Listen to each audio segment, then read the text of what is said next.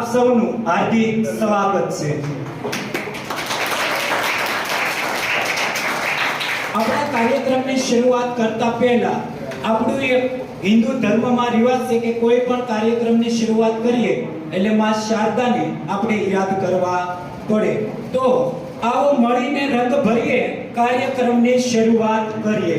આવો મળીને રંગ ભરીએ કાર્યક્રમની શરૂઆત કરીએ। માં શારદાના શરણોની અંદર એક શ્લોક બોલીએ અને આપણા કાર્યક્રમની શરૂઆત કરીએ। તો હું આ કાર્યક્રમની અંદર શ્લોક રૂપે પ્રાર્થના લઈને બેનને વિનંતી કરીશ કે મેઘનાથી બેન આવે અને પોતે માં શારદાને પ્રાર્થના દ્વારા પ્રસ્તુત કરે। या कुंदे तुषार हारे धवला या सुप्रभात समृता या वीणा वरदंड मंडित करा या श्वेत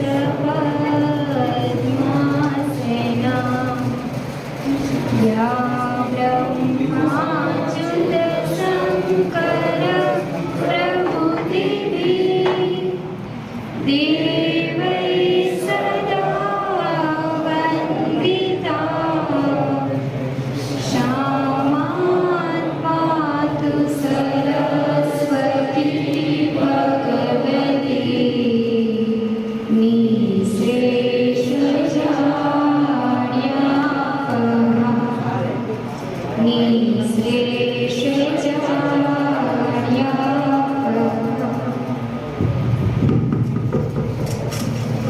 thank you very very very.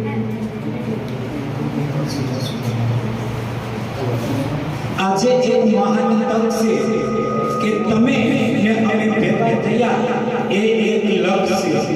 આજે એક મહાન તક છે તમે ને અમે ભેગા થયા એ લક્ષ્ય છે। એકવાર તાળી પાડો જોરથી કાર્યક્રમ શરૂ થવા માટેનો વક્ત છે। કાર્યક્રમ શરૂ થવા માટેનો વક્ત છે।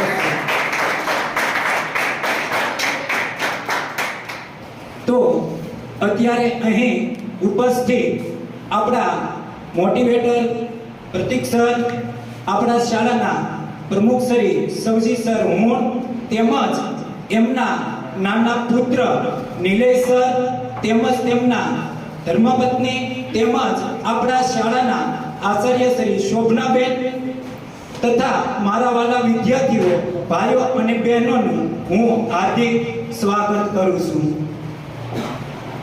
તો આમ તો આપણું શું કરીએ ફૂલહારથી સન્માન કે સ્વાગત, આપણું શું કરીએ ફૂલહારથી સ્વાગત, પણ આપ તો ખુદ છો ગુલજાર ભર્યા સ્વાગતના, આપ તો ખૂબ ગુલજાર ભર્યા છો સ્વાગતના। તો ભલે પધાર્યા આમ આંગણીએ તમે મોઘેરા મહેમાન, મન અમારું મૂંઝવણમાં છે શું કરીએ તમારા સ્વાગત, મન અમારું મૂંઝવણમાં છે શું કરીએ તમારા સ્વાગત। તો હું સવજી સર હુણને વિનંતી કરીશ કે આપણા મોટિવેટર શ્રી પ્રતીક સરનું એક સ્મૃતિ ભેટ આપી અને સ્વાગત કરે। સવજી સર।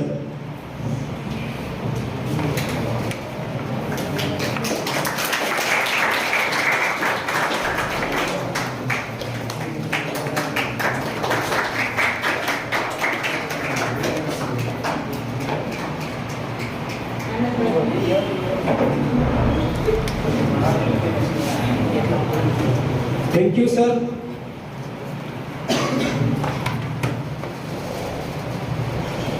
કહેવાય છે ને કે જ્યારે જ્યારે સુખ રહ્યા છીએ ત્યારે બધા જ ને ગમ્યા છીએ, જ્યારે જ્યારે સુખ રહ્યા છીએ ત્યારે ત્યારે બધા જ ને ગમ્યા છીએ, પણ જ્યારે જ્યારે સત્ય કીધું છે ત્યારે પોતાનાને તો શું પણ બીજાને પણ કડવા ઝેર જેવા લાગ્યા છીએ, કડવા ઝેર જેવા લાગ્યા છીએ। તો આજના મોટિવેટર શ્રી પ્રતીક સરને હું વિનંતી કરીશ કે તેઓ સ્ટેજ પર આવે અને અમને અમારા જીવનની અંદર ક્યાંક નવું શીખવાનું મળે એ માટે માર્ગદર્શન પૂરું પાડે. પ્રતીક સર.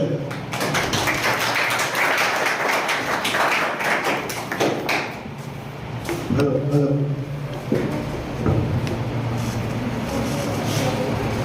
હવે જય શ્રી કૃષ્ણ બધાને. તો તમે બધા મને બહુ સારી રીતે ઓળખો જ છો. બીજા જે છે એ પણ ખોટી જેના જે વિદ્યાર્થીઓ છે શાળાના પ્રમુખશ્રી અને મારા વડીલ કહેવાય આમ તો એવા સૌજી સર, શોભના મેડમ પણ મારી માટે વડીલ કહેવાય. બધા જ ઉંમરમાં એ બધાથી બહુ નાનો હોય છે અને જગદીશ સર મારા બહુ સારા મિત્ર છે પહેલેથી, બરાબર. એટલે એમણે જેટલા વખાણ કર્યા એટલો બધો તો હું કદાચ સારો માણસ નહીં હોય. એ જેટલા સારા માણસ છે એટલા એમણે સારા વખાણ કર્યા. એમના માટે અને સર માટે, મેડમ માટે જોરદાર તાળીઓ પાડી દો.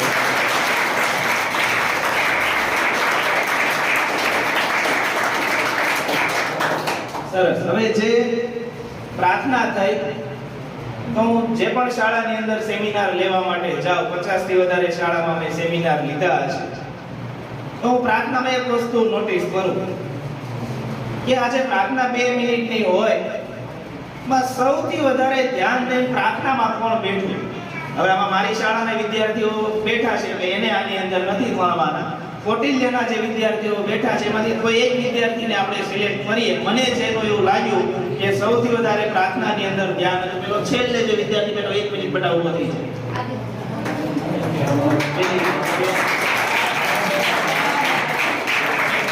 આ બાજુ એ લોકોનો જે લોક છે ને એના માટે જોરદાર તાળીઓ પાડી દો.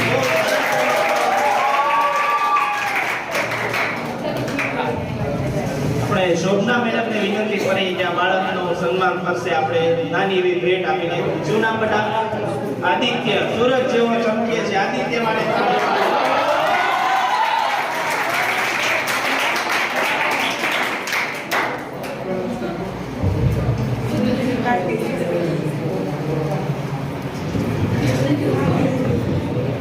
કહેવાય ને એપીજે અબ્દુલ કલામ એવું કહેતા, તમે બધાએ સાંભળ્યું જ હશે કે પહેલી બેન્ચીસ વાળાનો પહેલો નંબર ત્યાં સુધી જ હોય જ્યાં સુધી છેલ્લી બેન્ચીસ વાળા પાર્ટિસિપેટ નથી થતા.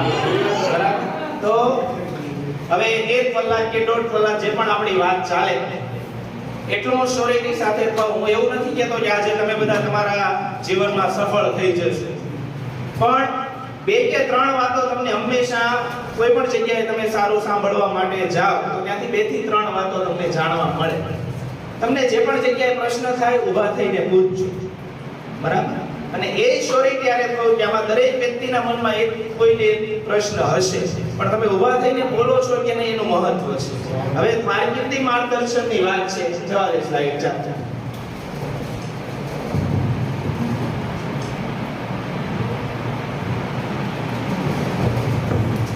હવે 10મા વાળા અને 12મા વાળા અહીંયા વિદ્યાર્થી છે, તો જે દિવસથી ભણવાનું શરૂ કર્યું અને થોડું સમજતા થયા એ દિવસથી બધા આપણને એવું કહેતા છે કે 10મા ધોરણમાં બોર્ડની પરીક્ષા આપવાની થશે, અને ડર હોય છે તમારા મનમાં કે 10મા ધોરણની બોર્ડની પરીક્ષામાં કેમ હશે, શું હશે, 2 સિંગલાવાળા પરીક્ષા લેવા આવતા હશે ને આવું આપણા મનમાં ફરતું.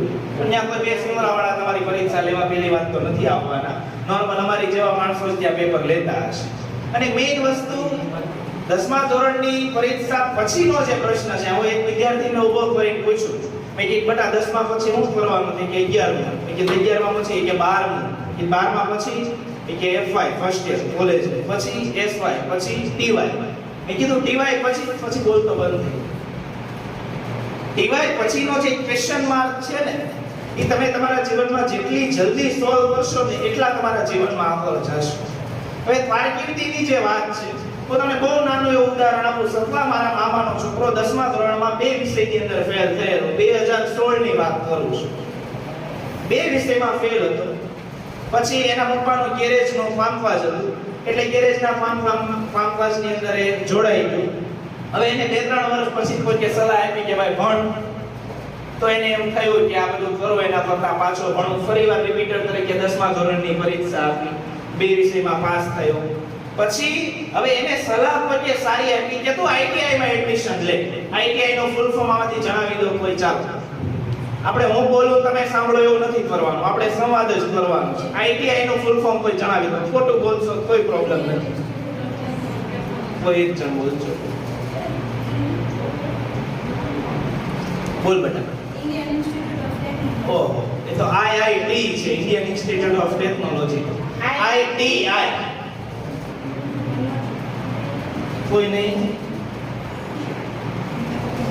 ITI નું ઋત્વિક તને તો ખબર હોય નથી.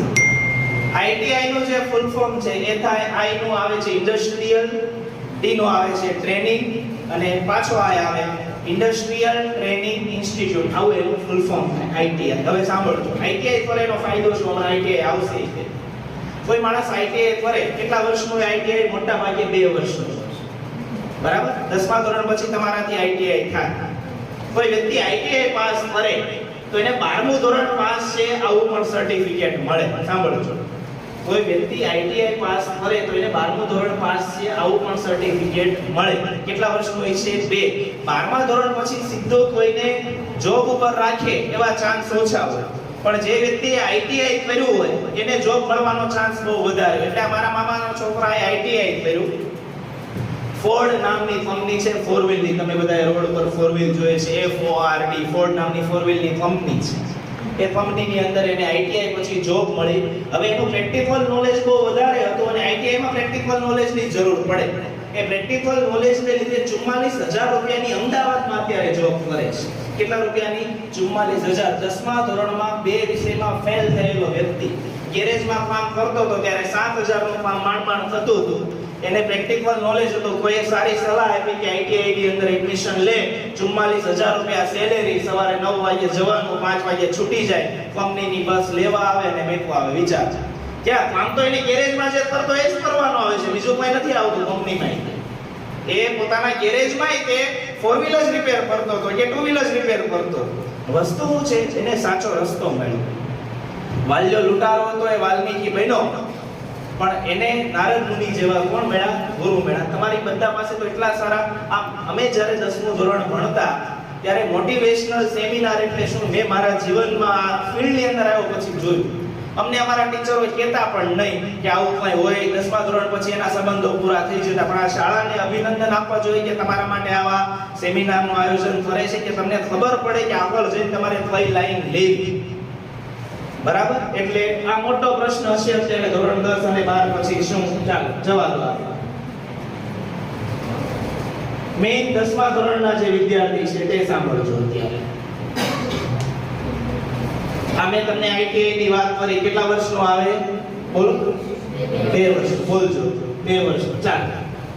ડિપ્લોમા ઇન એન્જિનિયરિંગ, એન્જિનિયર બનવાની ઈચ્છા હોય, એન્જિનિયરના નામ આપો જુદા જુદા. ચાલો સોફ્ટવેર. બોલો બેન. દોડિયા ને? હા. કેવું સોફ્ટવેર એન્જિનિયર? પછી બોલો બોલો. કેટલા નામ તમે આપી શકો છો એ મારે જોવું છે. એટલે બોલો. ચાલો. Mechanical engineer. ચાલો. પછી સિવિલ એન્જિનિયર 3.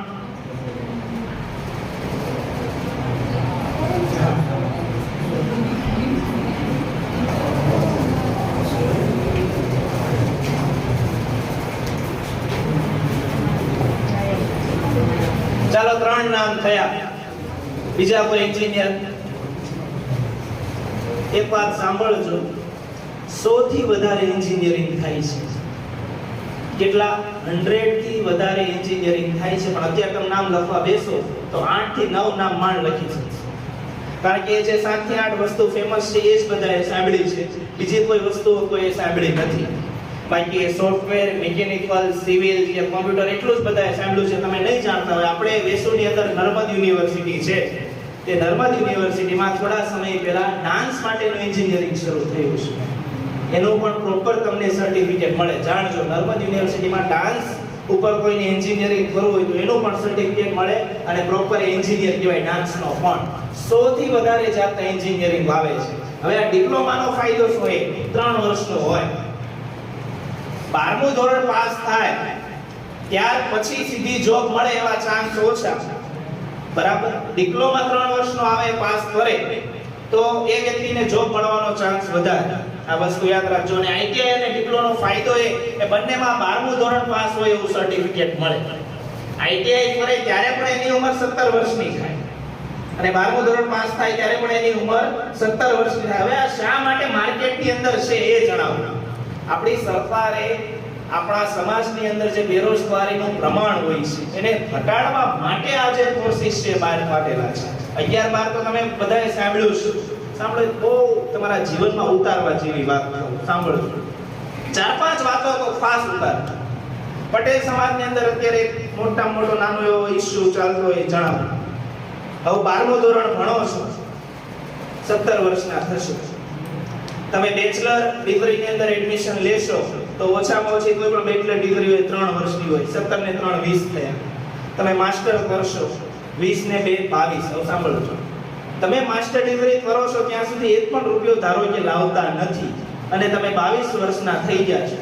22મા વર્ષે તમે બજારમાં જોબ કરવા માટે જાઓ છો કે બિઝનેસ કરવા માટે જાઓ છો અને 23 કે 24 વર્ષના નહીં થાવ ત્યાં તમારા પરિવારમાં મેરેજ માટેની વાત આવી જશે. હજુ તમારી સેલેરી 11 થી 12,000 રૂપિયા જશે. આ મોટો ઇશ્યુ છે અત્યારે. માસ્ટર ડિગ્રી પૂરી કરે ત્યારે 22 વર્ષનો થઈ જાય અને 23 કે 24મા વર્ષે એના મેરેજની વાત આવે. એટલે તમારે જો સફળ થવાની ઈચ્છા હોય તો તમારું જે કામ છે ને નાની ઉંમરે શરૂ કરો. આ જેટલા 12મા ધોરણ વાળા કેટલા છે આપો છો? આ સર જા વધારે 12મા વાળા છે સાંભળો. આ માર્ચ મહિનો ચાલે છે. આવતા વર્ષનો માર્ચ મહિનો આવે ત્યાં તમે જે પણ કોર્સમાં એડમિશન લ્યો પણ 5000 રૂપિયા એની સાથે તમે કમાતા હોવા જોઈએ. તમે બીકોમ કરો છો, બીસીએ કરો છો કે કંઈ પણ 5000 રૂપિયા તમે આવતા માર્ચ મહિનામાં કમાતા હોવા જોઈએ. એવું નથી કહેવા માંગતો તમારા પરિવારને 5000 ની જરૂર છે, પણ એ 5000 રૂપિયા તમે કમાશો, માસ્ટર કરશો ને ત્યાં તમને 5 વર્ષનો શું થઈ ગયો હશે? અનુભવ થઈ ગયો હશે. અને 5000 ના તમે ત્યારે 25000 પહોંચ્યા હશો અને પછી તમારી જે શરૂઆત હશે 35 થી થશે. તમારા મેરેજની વાત આવશે ત્યાં તમે 40 થી 50000 રૂપિયા પહોંચ્યા હશો. આ વસ્તુ પોતાના જીવનમાં યાદ રાખજો. આવતા વર્ષે માર્ચ મહિનો આવે ત્યાં તમે 5000 રૂપિયા કમાતા હોવા જોઈએ. આ વસ્તુ તમારે યાદ રાખજો. એટલે આ ડિપ્લોમા અને આઈટીઆઈ મેં તમને કીધું એમ બંનેમાં 12મું ધોરણ તમે પાસ છો એવું સર્ટિફિકેટ તમને મળે. અને સાયન્સ, કોમર્સ ને આર્ટ્સ ની સ્પેસિફિક વાત આ કરાવશે તો 2 વર્ષનો જોઈએ તમે બધા જાણો છો. ચાલો એક મિનિટ ઉભો રહેજો. આમનું નામ કોઈ જણાવી એ ઉભા થઈ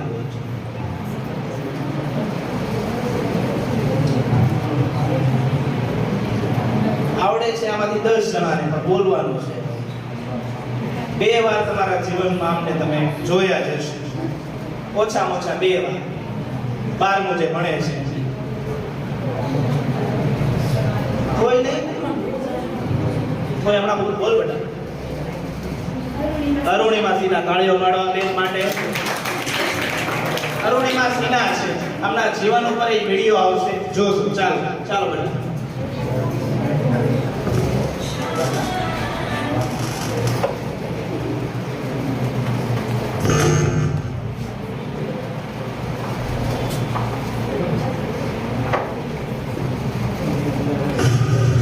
अप्रैल 2011 को अनुरिमा लखनऊ से दिल्ली आ रही थी और ट्रेन में कुछ बदमाशों ने उनसे उनकी सोने की चेन छीनने की कोशिश की। अनुरिमा बॉलीवुड चैंपियन थे। उन्होंने एक स्पोर्ट्स वुमेन स्पिरिट दिखाई और सोने की चेन देने से इनकार कर दिया। जब उन्होंने सोने की चेन देने से इनकार कर दिया, वो 4 से 5 लड़के थे, उन्होंने अनुरिमा को चलती ट्रेन से उठाकर बाहर फेंक दिया। ये तो थी एक बुरी चीज। इससे भी बुरा तब हुआ जब अनुरिमा को नीचे फेंका गया। उसी वक्त दूसरे ट्रैक से भी एक ट्रेन आ रही थी। अनुरिमा उस ट्रेन से टकराई और जाकर नीचे गिरी। जब दोनों ट्रेन निकल गई, जब उन्हें होश आया तब उन्होंने देखा कि उनका एक पैर कट चुका था। आधा पैर जींस में था और घुटनों के यहाँ से आधा पैर जींस में लटका हुआ था और वहीं से हड्डियां टूट टूट कर बाहर आ रही थी। और सिर्फ यही नहीं बल्कि ट्रेन के ट्रैक पर आपने छोटे छोटे चूहे देखे होंगे। वो चूहे आकर उस घाव को, उस पैर को आकर उतर रहे थे। अनुरिमा ये सारा दृश्य अपनी आंखों से साफ साफ देख रही थी, लेकिन कर कुछ नहीं पा रही थी क्योंकि उनकी बॉडी में जरा भी मूवमेंट नहीं हो रहा था। पूरी रात उन्होंने मदद मांगी लेकिन कोई नहीं आया उन्हें बचाने के लिए। जब सुबह हुई और कुछ लोगों ने उन्हें देखा तो उन्हें हॉस्पिटल पहुंचाया। हॉस्पिटल के बेड पर सब लोगों ने, यहाँ तक कि एम्स के डॉक्टरों ने तक ये कह दिया था कि एक प्रोस्थेटिक लेग से चलना सीखने में लोगों को 3 से 4 साल लग जाते हैं। कुछ दिनों तक उनका हॉस्पिटल में इलाज चला और जब उनकी हॉस्पिटल से छुट्टी हुई, जब वो घर गए, तो घर जाने के बाद जब ऐसी सिचुएशन में लोग ये सोचते हैं कि आगे की जिंदगी का गुजारा कैसे होगा, अनुरिमा के माइंड में सिर्फ 2 चीजें थी। एक तो ये कि मुझे इन सबको गलत साबित करना है, और दूसरी ये कि अपनी सबसे बड़ी कमजोरी को अपनी सबसे बड़ी ताकत बनाकर दुनिया की सबसे ऊंची चोटी माउंट एवरेस्ट को फतह करना है। मैडम मच्छिंद्री पाल, जिन्होंने 1984 में एवरेस्ट सबमिट किया था, जब अनुरिमा ने उनको ये बताया कि मुझे एवरेस्ट सबमिट करना है, तो मैडम मच्छिंद्री पाल के आंखों से आंसू आ गए। उन्होंने कहा कि अनुरिमा, तो इस हालत में भी ये सोचने की हिम्मत रखती है, तूने अपने अंदर तो एवरेस्ट को फतह कर लिया है, बस अब तक दुनिया को बाहरी रूप से दिखाना बाकी रह गया है। और जब शुरुआत हुई तो आप मानेंगे नहीं, जहां लोगों को 2 मिनट लगते थे रोड एंड से बेस कैंप जाने के लिए, वहीं अनुरिमा को 3 घंटे लगते थे। और आपको यकीन नहीं होगा ये जानकर के ठीक 8 महीने बाद बेस कैंप से सभी साथ में निकलते और टॉप पर अनुरिमा सबसे पहले पहुंचती। बाकी सबके पेड़ सही सलामत थे, लेकिन अनुरिमा के नहीं थे। फिर भी अनुरिमा सबसे पहले पहुंचती थी। 11 अप्रैल 2011 को उन्हें चलती ट्रेन से बाहर फेंका गया था। एम्स के डॉक्टरों का कहना था कि एक प्रोस्थेटिक लेग से चलना सीखने में लोगों को 3 से 4 साल लग जाते हैं। 21 मई 2013 को वो दुनिया की सबसे ऊंची चोटी पर थी। कैसे? लोगों को लगता था कि अनुरिमा ने अपने स्कोर को अपने पैरों से क्लाइंब किया, लेकिन अनुरिमा का यह कहना है कि उन्होंने अपने स्कोर को अपने पैरों से क्लाइंब किया ही नहीं। उन्होंने अपने स्कोर को, अपने इस मिशन को अपने पूरे दिल और दिमाग से क्लाइंब किया। और जब अनुरिमा रात को क्लाइंब कर रही थी, क्योंकि रात को वेदर बहुत ही नॉर्मल होता है, इसलिए रात को क्लाइंब करना थोड़ा आसान होता है, तो जब वो रात को क्लाइंब कर रही थी तब उनकी आंखें फटी रह गई। अंधेरे में जहां पर उनकी हेडलाइट पड़ रही थी, वहां पर सिर्फ लाशें की लाशें बिछी थी। उनके अंदर से डर निकल रहा था कि जिस काम को करने के लिए वो निकली है, उसी काम को करने के लिए ये लोग निकले थे, और ये लोग यहाँ पर मरे हुए हैं। और इन लोगों का तो शरीर भी सही सलामत था, उसके बावजूद भी ये यहाँ पर आकर मर गए। उनके अंदर से डर निकल रहा था, और इस डर का सामना कर थोड़ी हिम्मत दिखाकर उन्होंने अपना एक कदम आगे बढ़ाया, और उसी कदम के आगे अपना एक कदम और रख दिया, और धीरे धीरे ही सही, लेकिन वो आगे बढ़ी। हिलेरी स्टेशन, एवरेस्ट से थोड़ा नीचे, जब अनुरिमा वहां पहुंची तो उनका ऑक्सीजन का लेवल कम होने लगा। उनके शेरपानों ने कहा कि अनुरिमा वापस चलो, तुम्हारा ऑक्सीजन खत्म हो रहा है, अगर जिंदा बचे तो फिर से वापस आ सकते हैं। लेकिन अनुरिमा को पता था कि ये मौका उन्हें बहुत ही मुश्किल से मिला है, और शायद इसके आगे उन्हें कोई मौका मिले ही ना, और वो इस गोल्डन चांस को कभी भी खोना नहीं चाहती थी। उन्होंने शेरपा की बात नहीं मानी और आगे बढ़ी। उनका मानना था कि यहाँ तक आई हो यहाँ रुकने के लिए या फिर वापस जाने के लिए नहीं, यहाँ तक आई हो और भी आगे जाने के लिए। और ठीक 1.5 घंटे बाद वो दुनिया की सबसे ऊंची चोटी पर थी, और इतिहास रच दिया उस लड़की ने, जिसे एम्स के डॉक्टरों ने कहा था कि 3 से 4 साल लगते हैं प्रोस्थेटिक लेग से चलना सीखने में। और चलना फिरना छोड़ो, 2 साल में उसने एवरेस्ट को फतह भी किया, और बता दिया पूरी दुनिया को कि इंसान विकलांग दिमाग से होता है, शरीर से नहीं। और अगर एक बार आपने किसी काम को करने की ठान ली, और उस काम को करने के लिए आप अपनी जान लगाने को तैयार हो, तो दुनिया की कोई भी ताकत आपको हरा नहीं सकती। आज मेरी लाइफ का सबसे बड़ा सपना पूरा हुआ। मैं बहुत बहुत हूँ और बहुत खुश हूँ, और सबको ये मोटिवेशन देना चाहती हूँ कि हर आदमी वो अगर अपने लक्ष्य को बनाए तो कभी नहीं हार माने, और वो अपने लक्ष्य को जरूर करेगा।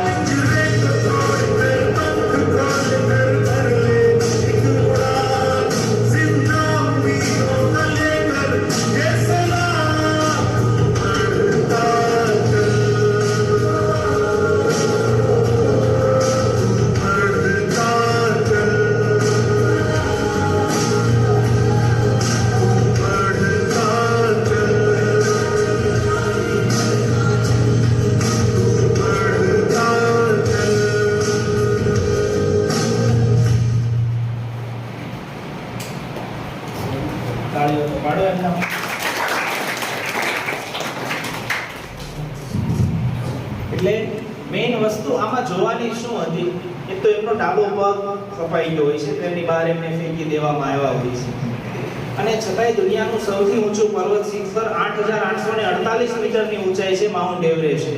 તમે અહીંયાથી જોવો તો ટોચ દેખાય પણ નહીં એટલું ઊંચું છે, અને તેઓ ચડી જાય છે.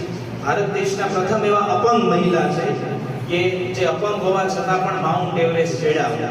હવે આની જગ્યાએ તમારી પરિસ્થિતિ વિચાર, ગણિતનો દાખલો હોય તો પેલા તો ચોપડી પહેલા 100 વાર પોતાને કહે આ મને ન આવે, ઇંગ્લિશનો ગ્રામર લઈને બેઠો હોય તો કે સાદો વર્તમાન કાળ મુથા વિલિયમસનનો છોકરો શું નહીં કે અને મને એ ન આવડે કે મારા મમ્મીનું નામ એલિઝાબેથ છે ને એટલે મને એ ન આવડે. એટલે શરૂ કરતા પહેલા 100 વાર તો પોતાને એવું કે મારાથી નહીં થાય, મને નહીં આવડે. અને આમને તો બધા એવું કહેવા વાળા હતા કે તારાથી નહીં જ થાય. એટલે વસ્તુ શું છે, તમે તમારી જાતને કેટલી ચેલેન્જ કરી શકો છો એ વસ્તુ મહત્વની છે. તો તમે તમારા જીવનની અંદર કંઈક કરી શકશો, તો દુનિયાની અંદર તમારું નામ થશે. માઉન્ટ એવરેસ્ટ ઉપર જવાના 2 રસ્તા છે, 2 રીતે તમે જઈ શકો. એક પર્વત ચડી અને બીજો હેલિકોપ્ટરથી પણ માઉન્ટ એવરેસ્ટ ઉપર જવાય છે. પણ વિશ્વની અંદર સૌથી વધારે વેચાતું ન્યૂઝપેપર છે ટાઈમ્સ ઓફ ઇન્ડિયા વિશ્વની અંદર. તો તમે જો ચડીને જાઓ તો ટાઈમ્સ ઓફ ઇન્ડિયામાં તમારું નામ આવે. તમે જો હેલિકોપ્ટરથી જાઓ તો ટાઈમ્સ ઓફ ઇન્ડિયામાં તમારું નામ આવે. બરાબર. અને આ તો હજી 10મા ધોરણની કે 12મા ધોરણની તમારા જીવનની શરૂઆત. એવું નહીં માની લેતા કે અહીંયા સફર પૂરું થઈ જાય છે કે આ મારા જીવનની છેલ્લી પરીક્ષા છે. 10મા વાળાએ તો ખાસ યાદ રાખવું કે પહેલી તમારા જીવનની ઓફિશિયલી પરીક્ષા છે, છેલ્લી નહીં, હજુ પહેલી છે. આનાથી તો એટલી બધી ટફ એક્ઝામ આવશે જે તમે મનમાં વિચાર્યું પણ નથી. હવે તમારી આટલી ચોપડી આવે છે, એમાં તમે આટલા ડરો છો, યુપીએસસી ની તેની તૈયારી કરતા હોય ને તો નક્કી પણ ના હોય ક્યાંથી પૂછાશે. તમારે એટલું તો ફિક્સ હોય છે કે ગુજરાત બોર્ડે જે તમને આટલી ચોપડી આપી છે એમાંથી જ પૂછાવાનું છે. યુપીએસસી ની તેની જે પરીક્ષા, અરે યુપીએસસી ની વાત છોડો, સાંભળજો. તલાટીની પરીક્ષા આગળના વર્ષે જ્યારે તલાટીની પરીક્ષા 18000 રૂપિયા સેલેરી હોય તલાટીની. કેટલી? 18000 રૂપિયા તલાટીની સેલેરી હોય. 3100 જગ્યા હતી. 3100 જગ્યા માટે 24 લાખ લોકોએ ફોર્મ ભરેલા. 3100 જગ્યા માટે 24 લાખ લોકોએ ફોર્મ ભરેલા અને સેલેરી કેટલી? 18000. એક સામાન્ય તલાટીની વાત છે.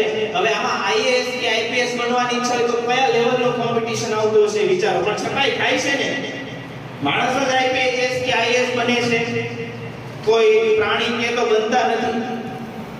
સીએ નું રિઝલ્ટ આવે તો સીએ નું રિઝલ્ટ 0.1 કેવું આવે. 1001 જણ સીએ થાય, પણ 1000 માંથી જે એક થયો એ માણસ જ હશે. એટલે વસ્તુ વિચારવાની એ છે કે જે પણ કામ અઘરું છે એટલે જ કરવાનું છે. આ ઘણા વિદ્યાર્થીઓ હું સાંભળું થાકી ગયો, ત્યાંથી શરૂ કરો. 3 દાખલા થાકી ગયો, બહુ થઈ ગયું, હવે મારે જમવા જવું પડશે. ત્યાંથી અને ઘણા તો રિસેસ ની રાહ જોવે. અમારી સ્કૂલે 9:40 રિસેસ પડે તો આવે ત્યાર પણ ડબ્બો ઉઠેલામાં જોતો હોય કે હું આની અંદર છે. 9:40 થઈ જાય, મમરા લાવ્યો, મમરા ખાઈ લે, પછી 12 ને 3 ની રાહ જોવે. 12 ને 3 વાળો બેલ પડે એટલે આપણું કામ પૂરું થઈ ગયું, ચાલુ હવે. સમજે? એવું એક કંઈ ના થાય એનાથી જીવનમાં. બરાબર. એટલે આ જે વસ્તુ છે ચાલતા. ધોરણ 12 માટે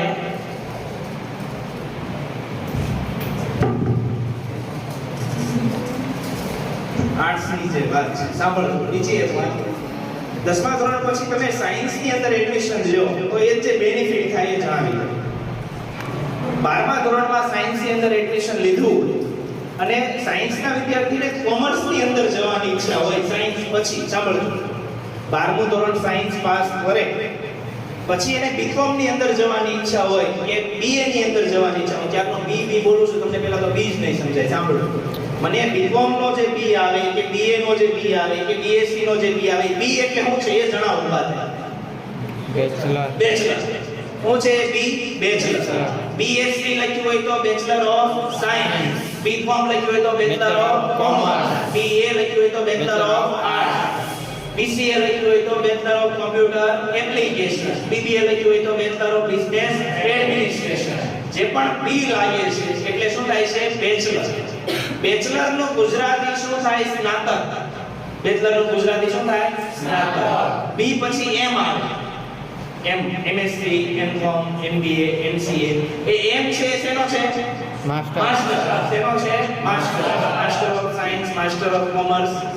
એનું જે ગુજરાતી છે ઈ થાય અનુસ્નાતક. શું થાય? અનુસ્નાતક. એક દિવસ હું એક કોલેજમાં એક સરને મળવા ગયો તો સાંભળો છો, 12મું ધોરણ પાસ કરેલો વિદ્યાર્થી તો એ ફોર્મ ભરતો હતો. હવે એ ફોર્મ ભરતો હતો ને તો ત્યાં ઓક્યુપેશન શબ્દ આવ્યો. શું શબ્દ લખ્યો હતો? ઓક્યુપેશન. તો એને 3 જણાને જઈને પૂછ્યું. 12મું ધોરણ પાસ થયેલો વિદ્યાર્થી, એનું રિઝલ્ટ મળી પછી મેં જોયું 12મા ધોરણમાં 82% વાળું રિઝલ્ટ હતું. ઓક્યુપેશન એટલે શું 3 જણાને પૂછતો. આમાંથી કેટલાને ખબર છે ઓક્યુપેશન એટલે શું? તમને એવો સવાલ પૂછે ઓક્યુપેશન એ બોલતો ને બે હાથ ઊંચો રાખો. ચાલ 2 12મા માં પાસ તો થઈ ગયા છો એવું માનવાનું છે. 2 જણા 3 જણાને ઓક્યુપેશન એટલે શું ખબર છે? બોલ બેટા. વ્યવસાય. ઓક્યુપેશન એટલે શું? વ્યવસાય. આ વસ્તુ 11-12 કોમર્સમાં કેટલા બેંકના ચેપ્ટર ભણ્યો હોય અને બેંક ની અંદર ચેક કરવા જાય તો પેલો અભણ હોય ને પૂછે અહીંયા શું લખવાનું? એકાઉન્ટ નંબર આપવાનો આવતો એટલા જ ના હોય તોય 3 વાર જોવે તો પૂછે અહીંયા જ લખવાનું. એટલે આ પ્રેક્ટિકલ નોલેજ જે છે એ ઓછું હોય છે એટલા માટે. અને આમાં ઘણા વિદ્યાર્થીઓ એવું બોલતા છે. હવે જે વાત કહેવા જઈ રહ્યો છું એ બહુ ધ્યાનથી સાંભળો. મેં બહુ બધા વિદ્યાર્થીઓના કહેતા સાંભળ્યા છે. સચિન તેંડુલકરનું ઉદાહરણ આપો. એ કે 10મા ધોરણમાં 3 વાર ફેલ થયા હતા તોય 46 વર્ષે એમને ભારત રત્ન મળ્યો. લતા મંગેશકરનું ઉદાહરણ આપો. એમણે કે પોતાના જીવનમાં ક્યારેય સ્કૂલ જ નથી જોઈ તોય ભારતના કોયલ તરીકે ઓળખાય છે, ભારત રત્ન મળ્યો. ગોવિંદભાઈ ધોળકિયાનું ઉદાહરણ આપે. એસઆરકે માળા કે ભણવા જ નહોતા કે અંગૂઠા છાપ છે તોય અબજોપતિ માણસ છે. આવું આમે ઘણા બોલતા હશે. સચિનનું ઉદાહરણ આપે, લતા મંગેશકરનું ઉદાહરણ આપે, ઘણા બધા જે ભણ્યા ન હોય સાંભળતા હોય એના ઉદાહરણ આપે. સાંભળજો. ધીરુભાઈ અંબાણીનું ઉદાહરણ આપે. ધીરુભાઈ અંબાણી ભણવા જ નહોતા ગયા તોય પેટ્રોલ પંપ ઉપર પેટ્રોલ વેચતા તો 65,000 કરોડની સંપત્તિના માલિક હતા. હવે સાંભળો, હું જે પૂછું ને એનો જવાબ આપજો. એટલે તમારા મનમાં આજ પછી આવો પ્રશ્ન નહીં આવે કે ભણવું ના જોઈએ.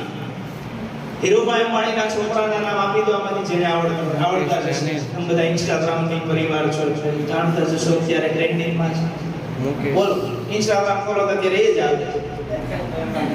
મુકેશભાઈ અંબાણી અને બીજું અનિલભાઈ અંબાણી. સાંભળો, સચિનના છોકરા છોકરીનું નામ આવડતા હોય તો અર્જુન તેંડુલકર ને સારા તેંડુલકર. હા, હવે સાંભળો. ધીરુભાઈ અંબાણી અભણ માણસ હતા આપણે માની લીધું. તો ધીરુભાઈ અંબાણીએ મુકેશ અંબાણીને અને અનિલ અંબાણીને ભણાવ્યા કે અભણ રાખ્યા? ભણાવ્યા કે અભણ રાખ્યા?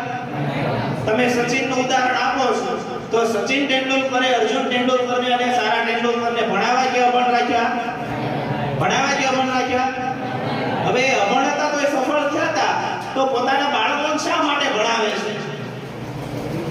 આ વસ્તુ તમે પોતાના મનમાં વિચારજો કે ક્યારેય તમને તમારા પપ્પા પાસે તો હોય એક કરિયાણાની દુકાન વધી તો એ કે મારા પપ્પા રોજનો 3,000 નો વકરો થાય છે ત્યાંથી શરૂ કરે તો એ કે મહિને 90,000 થાય. ઘણા બેઠા બેઠા ગણિત તો દાખલો ન કરે પણ કેલ્સી મારતા હોય.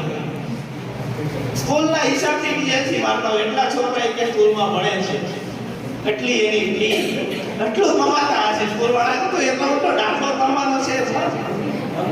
એટલે સાંભળો, અહીંયા બીએ લખ્યું છે બેચલર ઓફ આર્ટ્સ. ભાષાના વિષયોના ટીચર બનવાની ઈચ્છા હોય, ઇંગ્લિશ, ગુજરાતી, સંસ્કૃત, હિન્દી એના ટીચરો બનવાની ઈચ્છા હોય તો બીએ ની અંદર તમે એડમિશન લઈ શકો. છેલ્લી વાત તમને એ કહેતો કે સાયન્સ વાળો વિદ્યાર્થી કોમર્સમાં પણ જઈ શકે, આર્ટ્સમાં પણ જઈ શકે.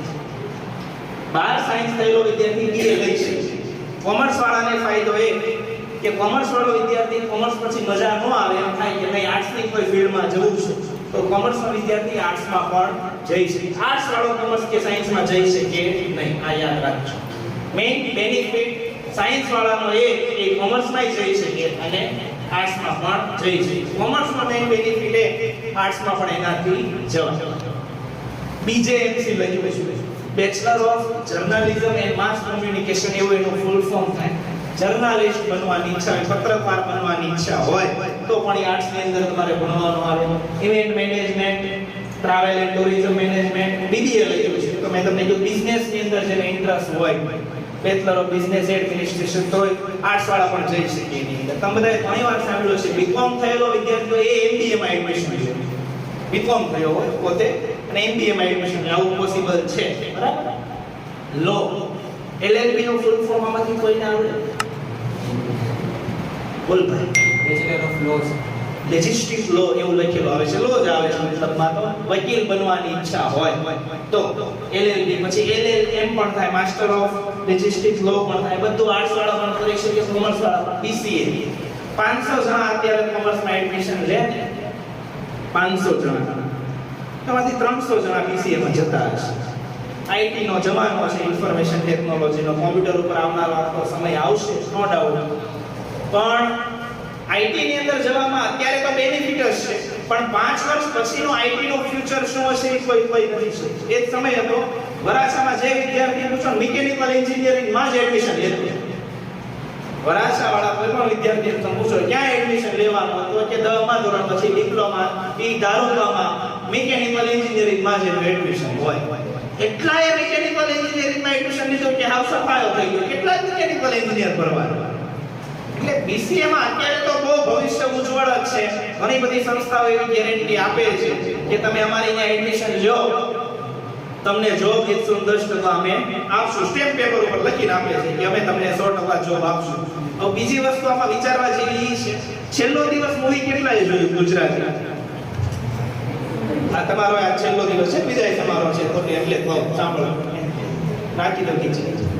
હવે છેલ્લો દિવસ મૂવીમાં જે પ્રમાણે કોલેજ લાઈફ બતાવે છે એનાથી સારી હોય, સાંભળો. હવે તમે બધા કોલેજમાં જવાના છો એટલે કહી, એમાં જે બતાવે છે એનાથી પણ સારી હોય કોલેજ લાઈફ. પણ એ છેલ્લા દિવસ પછીનો જે પહેલો દિવસ કરીએ છે ત્યારે એ બધા હું કરતા હતા એ નથી બતાવતા. છેલ્લા દિવસ સુધી તો આરે હતા અને આનંદ કરી, મોજ કરી, મજા, પણ છેલ્લા દિવસ પછીનો જે પહેલો દિવસ કરીએ છે ત્યારે સાંભળજો, આ સ્કૂલ લાઈફ ની અંદર જે તમે બધા મિત્રો છો, ફોટા ફેક્ટરી કરીને એક વેબ સિરીઝ હતી, એમાં બહુ સરસ વાત હતી. એમાં એવું કે આ તમે બધા અત્યારે એવું મનમાં માનતા છો અથવા કોલેજ લાઈફ ની અંદર જઈને એવું માનશો કે આ મારા જીવનનો છે ને સારામાં સારો સમય છે. આવું હશે, અમારા જીવનનો સારામાં સારો સમય, અને આ જે લોકો મારી સાથે અત્યારે મિત્રો છે એ મારા જીવનના સારામાં સારા મિત્રો છે અને મારા જીવનનો સારામાં સારો સમય ચાલે છે. સાંભળજો, જો તમે તમારા જીવનમાં સફળ થશો, તમારા પરિવારનું ગુજરાન વ્યવસ્થિત ચલાવી શકશો, તો આ વ્યક્તિઓ હંમેશા આખી જિંદગી તમારા જીવનના સારામાં સારા સભ્યો રહેશે અને આ સમય તમારા જીવનનો સારામાં સારો સમય રહેશે. પણ જો તમે તમારા જીવનમાં સફળ થતા નથી કે તમારા પરિવારનું ગુજરાન ચલાવી શકતા નથી, તો આજે જે તમારો સારામાં સારો મિત્ર છે ને એને 10 વર્ષ પછી ફાળો આપશો કે એ માણસની લીધે હું ભણવામાં ધ્યાન ન આપી શક્યો, એના લીધે આજે મારા પરિવારનું ગુજરાન ચલાવવામાં મને તકલીફ પડે છે. આ યાદ રાખજો. જો સફળ થયા તો સારામાં સારા વ્યક્તિ અને સારામાં સારો સમય છે, ન થયા તો આનો જવાબ તમે ઊંધો તમે પોતે જ આપશો. એટલે આ વસ્તુ છે. એટલે કોઈ પણ રીતે સફળ થવાની જરૂર છે અને એના માટે સારામાં સારી લાઈન તમારે લેવી જરૂરી છે. એટલે BCA માં છેલ્લે કોમર્સ વાળાનો મગજ નો ચાલે ક્યાં જવું તો BCA માં એડમિશન લઈ લેવાનું આજના સમયમાં. 12મા ધોરણ પછી નથી સમજ પડતી કે શું કરવું તો BCA માં એડમિશન લેવું ખોટું નથી અત્યારના સમય પ્રમાણે. બરાબર, IT નો જમાનો છે, કોમર્સ વાળા બીજું BSc IT પણ કરી શકે. 5 વર્ષનો નવો કોર્સ આવે છે BSc અને IT નું સલગ્ન, પણ કોમર્સની પણ ઘણી બધી સીટો એની અંદર હોય છે. BSc IT માં સાયન્સ વાળો પણ જઈ શકે, કોમર્સ વાળો પણ જઈ શકે, આર્ટ્સ વાળો નથી જઈ શકે. બરાબર, એટલે BSc IT માં પણ તમે જઈ શકો. ફેશન ડિઝાઇનિંગ, BMS, એ BMS જે છે એ મેં તમને જે કીધું એમ કે માસ સોશિયલ વર્કર બનવાની ઈચ્છા હોય તો એના માટેનું હોય છે CA. હવે એક ખાલી એકાઉન્ટન્ટ આવે અને ચાર્ટર્ડ એકાઉન્ટન્ટ આવે. ખાલી એકાઉન્ટન્ટ બીકોમ થયેલો એ બની ગઈ. ચાર્ટર્ડ એકાઉન્ટન્ટ નું રિઝલ્ટ તમે ક્યારે ન્યૂઝપેપરમાં જોજો 0.1 0.2 આવું આવે છે. 0.1 નો અર્થ શું થાય? 1000 જણા પરીક્ષા આપે એમાંથી 1 જણો CA થાય, પ્રોપર CA. 1000 જણા, બરાબર છે વૈદિક સર? હવે 1000 જણા CA ભણે તો એમાંથી 1 જણો CA થાય. બાકી હમણાં કોમર્સ વાળાને પૂછું ને, આ તો ઠીક છે, હવે રિયાલિટી કદાચ ખ્યાલ આવ્યો હશે, પણ CA થવાની ઈચ્છા હોય તો એક તો તમારે એકાઉન્ટમાં 100 માંથી 100 હોવા જોઈએ, 99 ન ચાલે. એકાઉન્ટ વિષયમાં 100 માંથી 100 અને ઇંગ્લિશ વિષયમાં 90 માર્ક હોય તમારે 12મા ધોરણમાં કોમર્સમાં, તો CA વાળું સાહસ કરવાનું, નહીતર નહીં. કારણ કે શું થાય છે, CA વાળો ફેલ ક્યારે થાય? ચોથા વર્ષે જ થાય છે મોટા ભાગે. 3 વર્ષ તો હાલે છે. ચોથું વર્ષ આવે ત્યારથી ખબર નહીં કેમ સીએ ભણતા પૂછે ભાઈ કેમ છો સીએ મેં તો છોડી દીધું એ આવું મેં સાંભળ્યું છે ખબર નહીં ચોથા વર્ષે શું આવે એટલે 3 વર્ષ તો ભણ્યો હવે એક તો સીએ થયું હોય આપણા પરિવારમાં અને પછી હીરા ભણવા જવા થાય ટિફિન લઈને સમજ્યા સીએ ચાર્ટર્ડ એકાઉન્ટન્ટ લાવવાનો એસી વાળી ઓફિસમાં એવું સાંભળ્યું હોય સહી કરવાના 50 લાખ 5000 રૂપિયા આડ્યો મેનેજર પાસે જવું પડતું હોય કે સાહેબ ઉપાડ આપો કરવા જાવ છો સમજાય એટલે મેં તમને કીધું એમ એકાઉન્ટમાં 100 માંથી 100 આવે 99 નો ચાલે અને ઇંગ્લિશમાં 90 આવે તોય સીએ વાળો સાહસ કરજો મારી એક સ્ટુડન્ટ છે હમણાં મેં મારી સ્કૂલે બોલાવી હતી આયુષી ચૌહાણ કરી 2022 માં આખા ગુજરાતમાં ફર્સ્ટ હતી 2022 માં આખા ગુજરાતની અંદર એનો પહેલો નંબર હતો એના પપ્પાને 100 વીઘા તો જમીન સાંભળો પણ છતાં એ છોકરી એટલી બધી ડાય 99.99 ના પર્સન્ટાઇલ રેન્ક હતા આ બધા માનતા નહોતા મેં એને સ્કૂલે બોલાવ્યું રિઝલ્ટ એ બતાવ્યું જો 99.99 પીઆર છે આખા ગુજરાતમાં ફર્સ્ટ હતી ઇંગ્લિશ એને હું ભણાવતો 96 માર્ક હતા ઇંગ્લિશ બાકી આ કોમર્સ વાળા જાણતા હશે 80 માર્ક લાવવા ઇંગ્લિશમાં બહુ ટફ વસ્તુ એકાઉન્ટમાં આવે 100 માં 100 સ્ટેટમાં આવે પણ ઇંગ્લિશ કરતાંય પાછા ગુજરાતીમાં લાવવા એનાથી વધુ ટફ છે હવે તો તમને અનુભવ થયા હશે આ બધા એટલે 10મા માં આવે 12મા માં નથી આવતા કારણ કે એટલું ટફ છે કે એમાં એને 96 માર્ક હતા અત્યારે બીબીએ નું મળે છે હવે સાંભળજો કોમ્પિટિશન કયા લેવલનું છે MS university Maharaja Sayajirao university વડોદરામાં બીબીએ નું ભણે છે ત્યાં એડમિશન લેવા માટેની જે ક્વોલિફિકેશન છે 92% અપ રિઝલ્ટ હોય તો તમે ફોર્મ ભરી 12મા ધોરણ 90 નહીં 91 ને 92% વાળો વિદ્યાર્થી પહેલા તો ત્યાં ફોર્મ ભરીએ કે એડમિશન મળશે નહીં મળે તો બે નંબરની વાત છે સાંભળજો અને એ 92% એ પૂરું નથી થતું 92% પ્લસ ત્યાંની એન્ટ્રન્સ એક્ઝામ લે એ એન્ટ્રન્સ એક્ઝામ પાસ કરે એમાં આવે અને 92% હોય તો એને એડમિશન મળે એવા 500 છોકરાઓની વચ્ચે ભણે છે ત્યારે છતાં આખી યુનિવર્સિટીમાં ફર્સ્ટ છે એટલી ડાય છોકરી બરાબર પણ છતાંય હું એના ઘરે 4-5 વાર ગયો હોઈશ ઘણા તો 80 81 82 આવે ત્યાં હમાતા ન હોય એ છોકરી આખા ગુજરાતમાં ફર્સ્ટ હતી પણ કોઈ દિવસ એના મોઢા ઉપર એવો એટીટ્યુડ ન હોય કે નહીં તો 100 વીઘા જમીન એના પપ્પાને છે એને સાદો ડ્રેસ જ પહેર્યો સિમ્પલિસિટી જે છે ને તમારા જીવનમાં બહુ જરૂર છે ગરીબ હોય પૈસા વાળો થાય ને વાંધો ન આવે પૈસા વાળો હોય ગરીબ થાય તો બહુ ભી પડે સમજ્યા એટલે સિમ્પલ પોતાના જીવનમાં હંમેશા રહેવાનું સરળ રહેવાનું એટલે આ કોમર્સની જે લાઈનો છે સીએ એટલે ચાર્ટર્ડ એકાઉન્ટન્ટ મેં તમને કીધું 100 માંથી 100 અને 90 તો એ સાચું કરજો સીએસ કંપની સેક્રેટરી એ સીએ ને સીએ સિમિલર જેવી જ વસ્તુ છે આ સીએમએ જે છે ને એનાલિસિસ માટેનું છે આ સીએ જે હોય એ કામ કરતો એનું જે એનાલિસિસ છે ને એ કરવાનું કામ આ સીએમએ નું થાય એનું છે સાયન્સ વિશે તો તમે બધા જાણો છો બીએસસી કેમિસ્ટ્રી ફિઝિક્સ મેથેમેટિક્સ ની અંદર રસ હોય રસાયણ વિજ્ઞાન ભૌતિક વિજ્ઞાન જીવ વિજ્ઞાન તો 11 વાર સાયન્સ માટેની એ લાઈનો છે bachelor of architecture civil engineer અને આર્કિટેક્ચર બેચલર ઓફ આર્કિટેક્ચર આ બંનેમાં ડિફરન્સ છે સિવિલ એન્જિનિયર અને આર્કિટેક્ચર મેઇન તો એ બાંધકામ સાથે જોડાયેલા વ્યક્તિઓ છે પણ સિવિલ એન્જિનિયર જે હોય બીઈ થયો હોય બેચલર ઓફ એન્જિનિયર એ બી થયેલો જે માણસ હોય એ નોર્મલ ડિઝાઇન આપે બી થયેલો માણસ બહુ મોટી બિલ્ડિંગ હોય કે ન કરી શકે એના માટે બેચલર ઓફ આર્કિટેક્ચર ને લાવવો પડે આ 5 વર્ષનું આવે પેલું 4 વર્ષનું આવે આ બહુ હાર્ડ છે બેચલર ઓફ આર્કિટેક્ચર મારે ફઈનો છોકરો કરે છે એને મને એવું કીધેલું કે એ બેચલર ઓફ આર્કિટેક્ચર કે સીએ જેટલું હાર્ડ છે હવે પર્સનલી આપણે એને નથી ઓળખતા પણ એ કે બી સિવિલ એન્જિનિયર કરતા આ બેચલર ઓફ આર્કિટેક્ચર હાર્ડ બહુ આવે 5 વર્ષનું આવે છે ત્યાર પછી બીસીએ તો સાયન્સ વાળો બીસીએ માં તો જઈએ છે હા ઇન્જેક્શન કોઈને મારવાની ઈચ્છા હોય તો સાયન્સમાં જવું પડે ડોક્ટર બનવાની ઈચ્છા હોય તો બીજો કોઈ રસ્તો નથી પણ આ ઘણા કે મારે બનવું છે ડોક્ટર ને ક્યાંક એક્સિડન્ટ થાય ત્યાંથી 10 ડગલા દૂર આવતો તો તું લોહી જ નથી જોઈ તો તે લાઈનમાં જઈને તારું કામ જ હું છું બરાબર એટલે પહેલા તો એ રસ હોય તો જો વરાછામાં શેરીએ ડોક્ટર રસ કામ પણ અત્યારે અને હજી તો શેરીએ છે 10 વર્ષ જવા દો ઘરે હશે ઘરે એક ડોક્ટર હશે આવો સમય આવશે કારણ કે બધા ભણે છે અને સારી વાત છે, એવી કોઈ વાત નથી. પણ વસ્તુ શું છે, શેરીએ ડોક્ટર છે, પણ અત્યારે વરાછામાં સૌને લોકો જાણતા છે ખેડીનું દવાખાનું છે, લાભેશ્વર પાસે અમૂલ ખેડી કરીને. ઈ પહેલા તો તમે એની પાસે જાઓ, એક જ વાર જોઉં છું, મેં નામ તો વાપર્યું છે. ઈ ખેડીનું દવાખાનું છે, તમે જાઓ તો ખીજાય. ઈ એટલો કડક માણસ છે, પહેલા તો તમને ખીજાય. તમને એમ લાગ્યું આ પૈસા દઈ દવા લેવાનું શું કે મફત લેવાનું છે? પ્રાઇવેટ દવા એટલો ખીજાય આમને.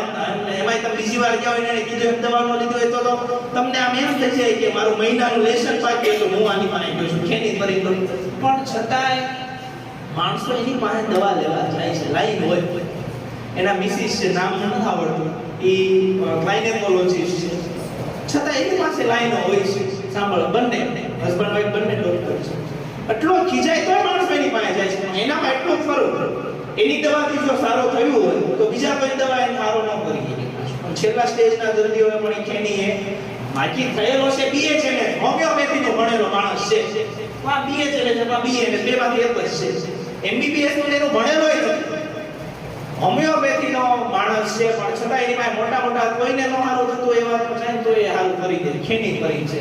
બોલો, ઘણા એમ કે આમાં ઘણા કરે એવું કહેતા છે. પાસ તો થઈ જ જાય, પાસ તો એક થઈ જ જાય. એમાં સરકારે વધુ નેલું કર્યું, હેતુલક્ષી વધુ આવ્યો. પાસ તો એક થઈ જ જાય. સાંભળો, અનુષ્કા શર્મા લાવવી હોય તો વિરાટ કોહલી બનવું પડે. હા, જો એ ક્યાં આવ્યું બરાબર. એટલે મેઈન વસ્તુ શું છે કે પાસ તો થઈ જ જશો, પણ ક્વોલિટી આરે પાસ થવાની. લોચો કામરેજમાં 10 જગ્યાએ મળતો હશે, તો કામ જલારામનો ખાવા માટે લોકો જાય છે.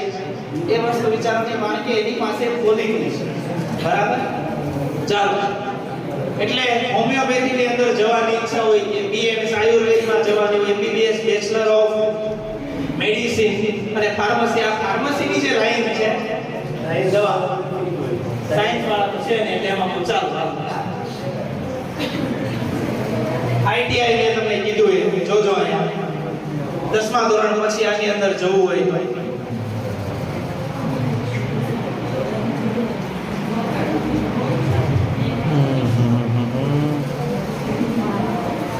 બસ આવી 3 સ્લાઇડો બને આઈટીઆઈ બનાવ્યું તો એક જ છે, 5 લખ્યું ને. પ્લમ્બિંગ નળનું તે આઈટીઆઈ થાય, ઇલેક્ટ્રિશિયન નું પણ આઈટીઆઈ થાય. આપણે પ્રોપર ડિગ્રી સાથે થાય. 12મું ધોરણ પાસ છે, આવું સર્ટિફિકેટ મળે. મોટી કંપનીઓ તમને શું લાગે, મહેંદી મેકવાનું આઈટીઆઈ થાય છે. મોટી આવતા તમે વિચારો, આ અનંત અંબાણીના અત્યારે મેરેજ છે તો ત્યાં જે મહેંદી મેકવા આવ્યા છે એને કેટલા રૂપિયા આપ્યા છે, તમે વિચારો. એટલે વસ્તુ વિચારવાની છે, વેલ્યુ તો છે જ એની, પણ પછી તમે મેળાની બહાર જ ઓલા મહેંદી મેકતા હોય ઈ જ કરવું હોય તો એના માટેની વાત નથી. આ તો પ્રોપર સર્ટિફિકેટ હારે જવાની ઈચ્છા હોય તો ઇન્ડસ્ટ્રીયલ ટ્રેનિંગ ઇન્સ્ટિટ્યૂટ 2 વર્ષનું આવે. અને એવું નથી કેતો કે પાણીની બોટલ છે મારે પીવું નથી, બતાવવું છે પ્લાસ્ટિકની. કોઈ પાસે પાણીની બોટલ હા સાંભળો, જોજો આયા. હવે આ પાણીની બોટલ છે. જો તમને સાયન્સ કોમર્સ વચ્ચેનો મેઇન ડિફરન્સ સમજાવજો. આ પ્લાસ્ટિક છે, આ બ્લુ, આ પ્લાસ્ટિક છે, આ કાપડ લાગ્યું એ પ્લાસ્ટિક છે. ત્રણેય વસ્તુ શું છે? પ્લાસ્ટિક છે. જુદું મટીરીયલ છે. એ ત્રણેય મટીરીયલને જુદું પાડવું એ કામ કરવાનું છે સાયન્સ વાળા. ત્રણેય મટીરીયલને જુદું પાડવું એ કામ કરવાનું છે સાયન્સ. પણ આને બનાવ્યા પછી વેચવી એ કામ કરવાનું છે બરાબર. એટલે આજના સમય પ્રમાણે અહીંયા કોમર્સ વાળા બેઠા છે એટલા માટે કહું છું, એવી વાત નથી. પણ નોર્મલી ધીમે સાયન્સ નો ક્રેઝ આજના સમય પ્રમાણે ડાઉન થોડો ગયો છે. કોમર્સની અંદર વિદ્યાર્થીઓ વધારે જાય છે. જોતા મેં 5000 છોકરા મારા જીવનમાં ભણાવ્યા છે, 5000 થી વધુ ભણાવ્યા છે. પણ કોમર્સની અંદર જે વિદ્યાર્થીઓ, મેં સાયન્સ કોમર્સ બે ભણાવેલા, પણ કોમર્સની અંદર જે વિદ્યાર્થીઓ વધારે પોતાના જીવનમાં સફળ થાય કે રસ્તો કરી લે પોતાનો. સાયન્સ વાળો હોય હું ચોપડીની બહાર ક્યારે આવ્યો છું, એટલે કોમર્સ વાળા છો એટલે તમારી પાસે ચાન્સ તો સાયન્સ વાળાથી વધારે છે આજના સમય પ્રમાણે, એ યાદ રાખજો બરાબર. એટલે આઈટીઆઈ ની આ બધી ફિલ્ડ છે. તમે તમારા મનમાં જે જો એક વસ્તુ છે ને યાદ રાખવાની, કોલેજ પૂરી થાય ને પહેલા કે એક એવી જગ્યા શોધી લેવાની જ્યાં તમને કામ કરવું ગમે, એક એવી જગ્યા. બીજું, એક એવો માણસ શોધી લેવાનો જે તમને એ કામ આપે. એક એવી જગ્યા શોધવાની જ્યાં તમને કામ કરવું ગમે, એક એવો માણસ શોધવાનો જે તમને એ કામ આપે, અને ત્રીજું પાછું એ શોધવાનું કે એવો માણસ હોવો જોઈએ જે તમને એ કામ કરવાના પૈસા આપે. આ ત્રણ વસ્તુ પોતાના જીવનમાં કોલેજ પૂરી થાય ને પહેલા શોધી લેવાની, તો તમારે વાંધો ન આવે. એટલે 10મા પછી હવે આઈટીઆઈ કોના માટે છે આપણો માણસ છે ને એના મગજમાં નાનું ને મોટું બે મગજ આવે. ઘણા બાળકો એવા હોય જે લખવામાં ને એમાં નબળા હોય, જેમ કે આ અમારા સ્કૂલનો અચિંતન જ છે. એટલે નબળો એટલે એવો નબળો નથી, પણ આ જસ્ટ વાત છે. જો ઊભા છે ને બંને અમારા સ્કૂલમાં એવો તો ઊભા જ હોય, અમારા ટીચરોને ઊભું ન રહેવું પડે તોય. એટલે હવે એ પેલો છે તેના અક્ષર તમે જોવો તો ગાંધીજી લખે ને તો ગાંધીજી પાછા નીચે વયા જાય એવું છે. પણ મેઇન વાત શું છે કે ઘણા વિદ્યાર્થી લખવામાં નબળા હોય, પણ એની પાસે જે સાધનો આને કામ કરવાની કળા હોય ને બહુ જોરદાર. આમ ઘણા ઋત્વિક ટાઈપના હોય કે જે લખે તો મોતીના દાણા છપાતા, ઓળખો એને બરાબર. લખે મોતીના દાણા, પણ હવે એને પકડ હાથમાં લેવા જો તો ઈ આપણું કામ નહીં કે તમે નિબંધ કહેતો હોય તો લખી દો. હવે આ આઈટીઆઈ કોનું છે? જેને સાધન આરે મજા આવતી, જેને લખવામાં એમાં ઇન્ટરેસ્ટ ઓછો હોય, અથવા ભગવાને ઈ કળા એને ઓછી આપી હોય, પણ સાધન આરે જેની તમે કીધું એમ કે સાધન કોઈ પણ સાધન દુનિયાનું હોય એની આરે કામ કરવાની વાત આવે તો એની અંદર તમારે આઈટીઆઈ થશે. મેઇન ફાયદો ઈ 12 પાસનું પણ સર્ટિફિકેટ મળે. 17 વર્ષે 12 પાસ થઈ જાય, આઈટીઆઈ થઈ જાય, અને એને જોબ પણ આસાનીથી મળી જાય. 17 વર્ષે આ શરૂ કરી ચાલો એક વિડિયો અબ્દુલ કલામનો આવશે, જોજો. આનું નામ તો તમને આવડતું હશે.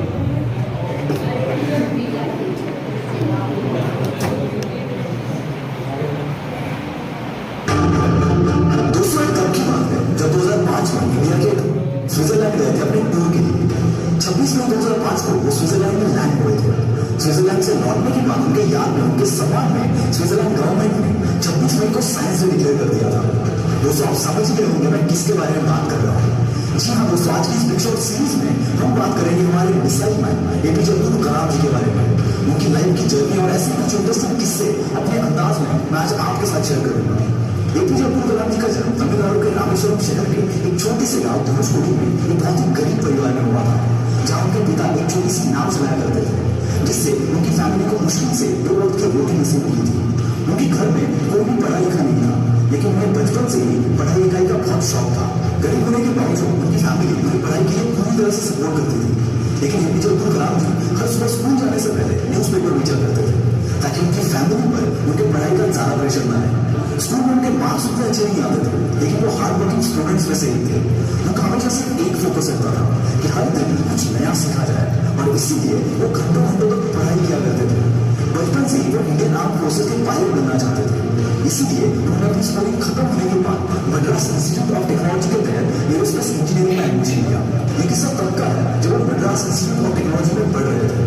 उस वक्त वो एक सीनियर क्लास कॉलेज के प्रोजेक्ट पर काम कर रहे थे, और उस प्रोजेक्ट के प्रोग्रेस को लेकर कॉलेज के डीन उनसे बहुत गुस्सा हुआ, और उन्होंने एपीजे अब्दुल कलाम जी से कहा कि अगर 3 दिन में ये प्रोजेक्ट कंप्लीट नहीं हुआ तो मैं तुम्हारी स्कॉलरशिप कैंसिल कर दूंगा. ये बात सुनकर एपीजे बहुत घबरा रहे, और उन्होंने दिन रात बैठकर 3 दिन के अंदर उस प्रोजेक्ट को कंप्लीट कर दिया. ये देखकर उनके दिल बहुत खुश हो गए, और उन्होंने एपीजे अब्दुल कलाम जी से कहा कि मैं जानता था तुम्हें वो काबिलियत है, लेकिन मैं देखना चाहता था कि तुम में मुश्किल को तो सहन करने की क्षमता है या नहीं.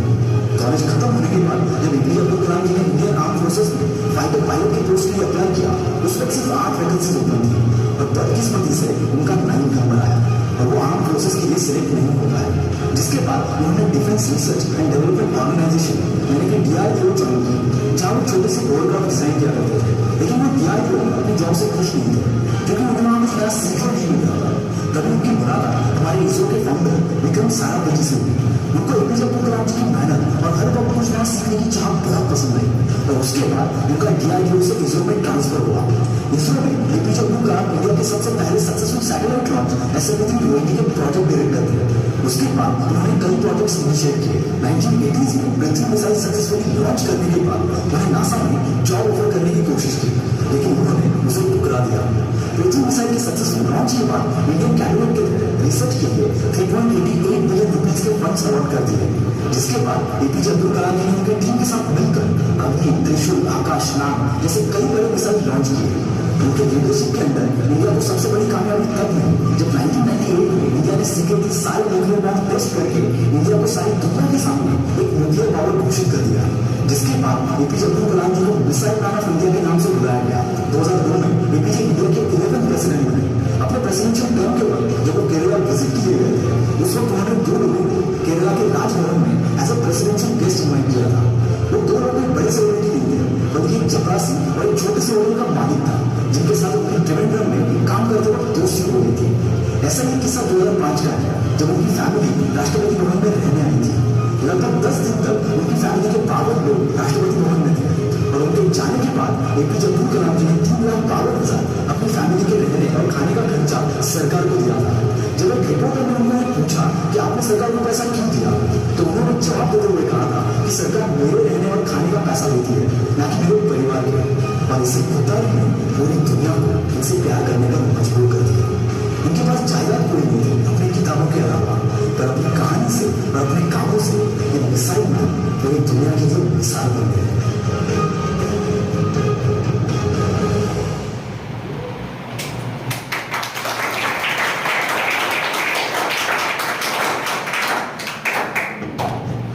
વચ્ચે એક વાત બહુ સરસ આવી, જ્ઞાનવત્સલ સ્વામીનો એક વિડીયો જોતો તો એમણે કીધેલું, મને યાદ આવ્યું લઈ ગયું. હવે આપણે જે ઇન્ટરવ્યુ દેવા જઈએ, હજારો રૂપિયાનો ઇન્ટરવ્યુ, હવે વિચારો કોઈ કંપની એવી છે જે 30-40 કરોડ રૂપિયાના વાર્ષિક પેકેજ આપે છે, 40 કરોડ રૂપિયાનો વર્ષે પેકેજ આપે છે. સાંભળો, તો તમને ક્યારેક મનમાં વિચાર આવ્યો કે 40 કરોડ 50 કરોડના જે ઇન્ટરવ્યુ લેતા છે, સવાલ હું પૂછતા છે, કારણ કે એમનો ન્યૂઝપેપરમાં જ્યારે જાહેરાત આવે, અથવા તો એની જાહેરાત પહેલી વાત તો ન્યૂઝપેપરમાં આવે જ નહીં, પણ એની જ્યારે ન્યૂઝપેપરમાં જાહેરાત આવે કે કોઈ પણ જગ્યાએ જાહેરાત આવે, તેમાં લખેલું હોય કે ભાઈ ડબલ ગ્રેજ્યુએશન કરેલો માણસ હોય એને જ ઇન્ટરવ્યુ દેવા જવાનું. એટલે પહેલી વાત તો એને ભણવાનું ન પૂછવું. બીજું એવું લખ્યું હોય નીચે કે 20 વર્ષનો અનુભવ હોય એને જાવું, એટલે એને અનુભવનું ન પૂછવું. ત્રીજી વાત નીચે લખી હોય કે આટલું કામ કરતા આવડતું એને જાવ, તો એ બધું એને આવડતું જ સાંભળતું. બહુ સમજવા જેવી વાત છે ભાઈ, બધું એને આવડતું હોય. ઇન્ટરવ્યુમાં એને સવાલ પૂછવાનો, તો એ જગ્યાએ આવો લખેલ લેખ હતો. જ્ઞાનવત્સલ સ્વામીએ વાત કરેલી બહુ સરસ, કે એને ઇન્ટરવ્યુમાં એક જ સવાલ પૂછે કે what is the biggest failure of your life and how can you handle it. તમારા જીવનની મોટામાં મોટી નિષ્ફળતા કઈ અને એ નિષ્ફળતાને તમે હેન્ડલ કઈ રીતે કરી, એટલું જણાવી દીધું. આ એક સવાલનો જવાબ માણસ આપે, એના આધારે નક્કી થઈ જાય કે એને 30-40 કરોડ રૂપિયા આપવા કે ન આપવા. વિચાર છે તમારા જીવનની શું પૂછે, મોટામાં મોટી નિષ્ફળતા. હમણાં થોડા સમય પહેલા કોકા-કોલાનો કિસ્સો હતો, તમે બધાએ સાંભળ્યો હશે. 7 જણાને એક સાથે પેલા એક ભાઈ હતા, એમણે બીજા બધાને પેલા ઝેર આપી દીધું અને પોતે છેલ્લે ગળાફાંસો થાય. 7 જણા એક વારે સુસાઇડ કરી દીધું. બાકી જાણવાવાળા લોકો પાછળનો લેખ ને બધું મેં વાંચ્યું તો એવું કહે છે કે એમને પરિવારમાં બહુ સારું હતું, બહુ મોટો એમને કારખાનું ચાલતું હતું. પોતે એક મરવાની વાત એવી નહીં, પોતાની આખા પરિવારનું કોઈ પાણી પીવડાવવાવાળો નહોતો. એટલે જ્યાં સુધી તમારું જીવન સ્ટેબલ ચાલે છે, સારું ચાલે છે, ત્યાં સુધી કોઈ પ્રોબ્લેમ નથી. પણ તમારા જીવનમાં જ્યારે નિષ્ફળતા આવે, ફાટો આવે, પડવાનો સમય આવે, ત્યારે તમે એમાંથી બહાર કઈ રીતે આવો છો ને બહુ મહત્વનું છે. અને હોસ્પિટલની અંદર પણ તમે જાઓ તો માણસ જીવે છે એનું પ્રમાણ હું એડમિટ હોય, તો જ્યાં સુધી પેલી લાઈન આમ ડોટેડ આવતી હોય ત્યાં સુધી માણસ જીવે છે. પણ એ લાઈન કેવી થઈ જાય, સીધી, એટલે માણસનું શું થાય છે, મૃત્યુ થાય છે. એટલે તમારા જીવનમાં એક સરખો સમય ક્યારેય ચાલવાનો નથી. એ ડોટેડ લાઈન છે એ પ્રમાણે તમારું જીવન ચાલવાનું છે. એટલે જે પણ નિષ્ફળતા આવે, ચેલેન્જને ઘણા માણસો બે રીતે જોવે. એક હારી જાય, બીજો એમ કે ભલે હારી પણ જાવ તો આમાંથી કંઈ શીખવા મળશે. તમે કઈ રીતે જો, જેમ કે આ બોર્ડની પરીક્ષા છે, એને એક તો તમે એમ માનશો કે બહુ અઘરી, અને ત્યાં તમે એમ માનશો કે આમાંથી કાંઈક નવું શીખવા મળશે કે જીવનમાં એક પડાવ અહીંથી જવાય છે.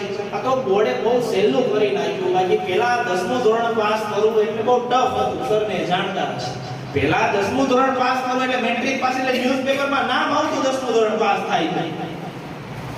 અને તમે એમ કહેતા હશો કે ગણિત બહુ અઘરું, ગણિત બહુ અઘરું. સાંભળો, તો ગણિતમાં કોઈને 100 માંથી 100 આવશે કે નહીં આવે? આપણે એમ કહેશું કે ગણિત બહુ અઘરું, તો કોઈ તો એવું હશે કે 100 માંથી 100 આવશે. તમે એકાઉન્ટમાં એવું કહેતા હોય બહુ અઘરું, તો એકાઉન્ટમાં કોઈને 100 માંથી 100 આવશે કે નહીં આવે? એ તમારી હારે મતલબમાં ભણતો હશે કોઈ પણ જગ્યાએ. અને તમે તો નસીબદાર છો, એવા શહેરમાં ભણો છો. સાંભળો, તમે ઈ શહેરની અંદર ભણો છો જેનું રિઝલ્ટ આખા ગુજરાત રાજ્યમાં વરાછા સેન્ટરનું રિઝલ્ટ સૌથી વધારે હોય છે. અને સૌથી વધારે A1 ગ્રેડ પણ વરાછા હોય છે. આ એક બાજુ આખું ગુજરાત હોય અને એક બાજુ માત્ર વરાછા. એટલા A1 ગ્રેડ વરાછામાં આવે છે. બાકી ગુજરાત બોર્ડનું રિઝલ્ટ દર વર્ષે આટલા વર્ષે કદાચ 59% જેવું હતું. વિચારજો, 59% રિઝલ્ટ એટલે 100 જણા પરીક્ષા આપે, 59 પાસ થાય, 41 જણા ફેલ થાય. એની સામે આપણી જે શાળાઓ હોય છે વરાછાની, એની નોર્મલ 90 અબજ હોય છે. ફેલ થવા વાળાનો રેશિયો બહુ ઓછો હોય છે. મેં તો એવા વિદ્યાર્થી જોયા છે 10મા ધોરણમાં પહોંચી જાય. ઘણી ગામડાની સ્કૂલ હોય છે, ઘણી બધી સ્કૂલ એવી છે 10મા ધોરણમાં ગુજરાતી વાંચતા નથી આવડતું. હવે પાસ થઈ જાય તોય એનો કોઈ જોઈએ બેનિફિટ નથી. પણ આવા પણ હોય છે વિદ્યાર્થી. એટલે તમે તો એટલી સારી જગ્યાએ ભણો છો કે એવા સારા શહેરમાં કે એવી સારી સ્કૂલમાં ભણો છો, એવા સારા ટીચરો પાસે ભણો છો, એટલે તમારે બહુ પ્રોબ્લેમ નથી આવતો. બાકી 41 જણા 100 જણામાંથી ફેલ થાય છે. 10 લાખ લોકો પરીક્ષા આપે ને, એમાંથી 6 લાખ પાસ થાય, 4 લાખ ફેલ. આ સમય ચાલે છે. બરાબર? ચાલો, સ્લાઇડ બહુ લાંબી છે, વાતો ઘણી છે.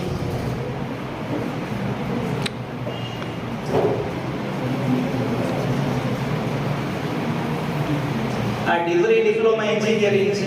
બે રીતે એન્જિનિયર થવાય.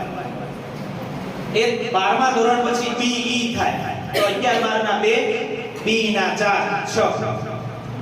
એક 10મા પછી ડિપ્લોમા જાય, તો ડિપ્લોમાના 3, એને BE તો કરવું પડે ડિગ્રી લેવી હોય તો. ડિપ્લોમાના 3 અને ડિગ્રીના પાછા 3, તો એ કેટલા થાય? 6. છેવટે તો 6 જ થાય, પણ 12મા વાળાને જોબ મળવાના ચાન્સ ઓછા. પણ ડિગ્રી ડિપ્લોમામાં થયો હોય તો એને ડિપ્લોમામાં થાય, તેને જોબ મળી જાય. પણ હા, એને હાયર રેન્જમાં જવું હોય, સેલેરીનું પેકેજ એનો અપ જાય એવી ઈચ્છા હોય તો પાછું એને ડિગ્રી તો કરવી જ પડે. છેલ્લું ટોટલ 6 જ થાય છે. આ બધા એન્જિનિયરિંગ છે, મેં તમને કીધું એમ સાયન્સ વાળા છે ને એટલે બહુ ઊંડા નહીં ઉતરવી. સાયન્સની સ્લાઇડ છે આવી. બરાબર, મેં તમને કીધું એમ કે આ સાયન્સની અંદર તો તમે જાણતા જશો આજે બધી લાઈનો આવે. ચાલો, આ એન્જિનિયરિંગ આ BE પછીની સ્લાઇડો આવશે. જવા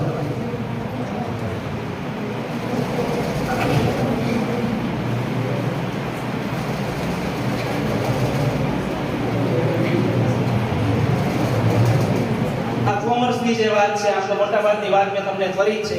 CA, CS, MBA કે BCA નો ઓપ્શન જો નો પેલું થાય મનમાં, બહુ નો બેસતો હોય IT નો કે કોમ્પ્યુટર આને બહુ નો મજા આવતી, તો BBA જે છે 12મા ધોરણ પછી BBA થાય. પણ BBA માં આટલું યાદ રાખજો, BBA ફરજિયાત તમારે ઇંગ્લિશમાં જ ભણવાનું આવશે. BBA માં કોઈ પણ વસ્તુ ગુજરાતીમાં ક્યારેય ભણવાની આવતી નથી, તો ઇંગ્લિશમાં જ તમારે ભણવાનું આવશે. જો કે બેચલર ડિગ્રી સુધી જ ઘણા કોર્સ ગુજરાતીમાં આવે. માસ્ટર તો A to Z કોર્સ માસ્ટરના જે છે સિવાય કે તમે MA કરો ગુજરાતી વિષય હોય તમારો, એ વાત આખી જુદી છે. બાકી તમે માસ્ટર કોઈ પણ કરશો તો માસ્ટર બધું ઇંગ્લિશમાં જ આવશે.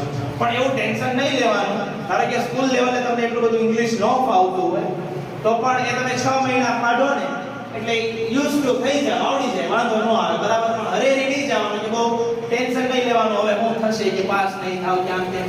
બરાબર? પણ ત્યાં જો તમે સ્ટેબલ રહ્યો, તમારી જેવા જ હોય બધા, મેળ આવી જાય, વાંધો આવે નહીં. એટલે કોઈ જગ્યાએ એવી હોય છે ઇંગ્લિશ જ આવતું હોય નતું તો એક્સેપ્ટ કરી લેવાનું. 6 મહિના થોડી વધારે તકલીફ પડશે એ બધું સમજવું, કારણ કે પ્રોફેસરો જે હોય થ્રુ આઉટ ઇંગ્લિશમાં બોલતા હોય, થ્રુ આઉટ ઇંગ્લિશમાં સમજાવતા. તમે પેલું ચેપ્ટર ભણ્યા હશો 10મા ધોરણમાં, 6ઠું આઈ લવ યુ ટીચર વાળું, હેલન કેલર વાળી વાત આવે, એમાં કે છે આંધળા બેરા હતા, બીએ થયા તો તમને તો ભગવાને શરીરના બધા અવયવો આપ્યા છે, બધું સમજો છો, તો એનાથી થતું હોય તો તમારાથી પણ થાય. બરાબર? એટલે સમય થોડો કાઢવાનો. અને છે ને કારકિર્દીની જ્યારે પણ ચોઈસ કરો, 3 સવાલ પોતાની જાતને પૂછવા. એ 3 સવાલના જવાબ તમારું મન કઈ રીતે આપે છે એ વિચારજો. પહેલો સવાલ પોતાના મનને એવો પૂછવાનો કે એવું કયું કામ છે જેના મને પૈસા ન મળે તોય હું કરું. પહેલો સવાલ પોતાની જાતને આ પૂછવાનો કે એવું કયું કામ છે જેના મને પૈસા ન મળે તોય હું કરું. બીજો સવાલ પોતાની જાતને એ પૂછવાનો, એવું બ્યુટી પાર્લરમાં તૈયાર થવાની વાત નથી કે બ્યુટી પાર્લરમાં તૈયાર થવા તમને પૈસા ન આપે તોય, એની વાત નથી. બીજો સવાલ પોતાની જાતને એ પૂછવાનો, એવું કયું કામ છે જે મને રવિવારે કહેવામાં આવે તોય હું મનથી કરું. એવું કયું કામ છે જે મને રવિવારે કહેવામાં આવે તો હું મનથી કરું. હા, રવિવારે કરે, રવિવારે સ્કૂલે એક્ઝામ જોડે આવતા હશે પણ એ લખે પણ એનું મન બીજે છે, એ રીતે નહીં. બીજો, એવું કયું કામ છે જે મને મારા જીવનના છેલ્લા શ્વાસ સુધી કરવું ગમશે. પૈસા ન મળે તોય કરું, રવિવારે કે તોય કરું, અને છેલ્લા શ્વાસ સુધી કરવું ગમશે. ઘણીવાર એવું થશે, તમે ધારો કે માનો BCA થઈ ગયા, MCA થઈ ગયા, તમને આઈટી ની બહુ સારી કંપનીમાં જોબ મળી, લાખ રૂપિયા તમને મહિને સેલેરી મળે છે માની લો, પણ તમે અહીંયા 8 કલાક બેહો છો પણ તમને 1% અહીંયા મજા જ નથી આવતી. તો તમે કામનો સાંભળો છો કે મારી વાત આ સાંભળી કે ભાઈ ક્યાંય સમજ ન પડે તો BCA માં એડમિશન લઈ લેવાનું. તમે લઈ લીધું, પાસ થઈ ગયા, પણ તમને મજા જ નથી આવતી ત્યાં 1% તો એ પાછું નફાનું. તમને કામ કરવાની મજા તો આવવી જોઈએ. તમને કામ કરવાની મજા આવતી હોય, ધારો કે 2 પૈસા ઓછા પણ મળતા હોય, પણ એ કામ કરવાની જો તમને મજા આવતી હોય તો આખી જિંદગીમાં ક્યારેય કંટાળો નહીં આવે. હા, થાક 2 જાતના હોય, એક શારીરિક હોય અને માનસિક હોય. પણ તમને જે કામ કરવું ગમતું હશે એમાં માત્ર શરીરનો જ થાક લાગશે, મનનો થાક નહીં લાગે. જે કામ કરવું નહીં ગમતું હોય કરવું પડશે ને, એમાં મન થાકી જાય, એ ટાઈમ તમે લાંબો સમય કરી શકશો નહીં. બરાબર? એટલે આ જે વાત છે, ચાલો પછી હું તમને સવાલ પૂછવા દઉં એટલે તમારા મનમાં કઈ હોય તો એ પણ સ્વામી વિવેકાનંદનો 2 મિનિટનો વિડિયો આવશે, જોજો.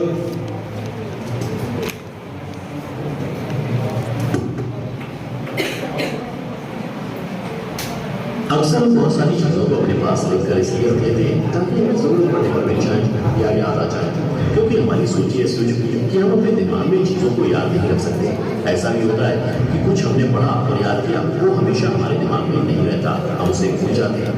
इसलिए हम उसको अपने मोबाइल या कंप्यूटर मेमोरी में सेव करके रख लेते हैं. सच्चाई तो ये है कि हमने खुद को टेक्नोलॉजी यानी कंप्यूटर और मोबाइल पर खुद को निर्भर बना लिया है और मान लिया है कि हमें कुछ याद रहे ना रहे, लेकिन कंप्यूटर, मोबाइल और रोबोट को सब कुछ याद रह जाता है. इस तरह हमने टेक्नोलॉजी को अपने दिमाग से ज्यादा ताकतवर मान लिया, लेकिन ऐसा बिल्कुल नहीं है, क्योंकि इन सबको बनाने वाला भी तो इंसानी दिमाग ही है. जिसने इन सबको बनाया वो भी इंसान ही है, और जो आज इन्हें अपडेट कर रहा है वो भी इंसान ही है. आज हम अपनी वीडियो में इंसानी दिमाग की याददाश्त मजबूत होने की एक मिसाल देने जा रहे हैं और बताएंगे कि किस इंसान ने इस ताकत को पूरी तरह इस्तेमाल करके दुनिया में कंप्यूटर टेक्नोलॉजी और रोबोट से ज्यादा मजबूत साबित कर दिया. वीडियो में आप हमारे साथ लास्ट तक बने रहिए.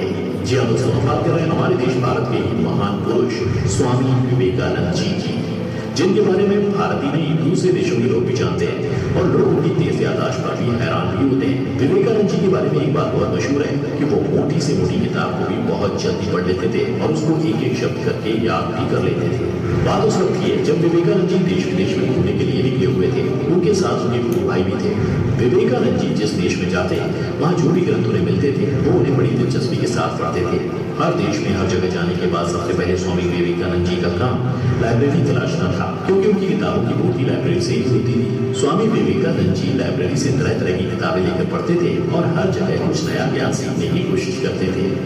एक बार जब विवेकानंद जी एक लाइब्रेरी में पहुंचे तो उन्हें उस लाइब्रेरी की किताबें बहुत पसंद आई.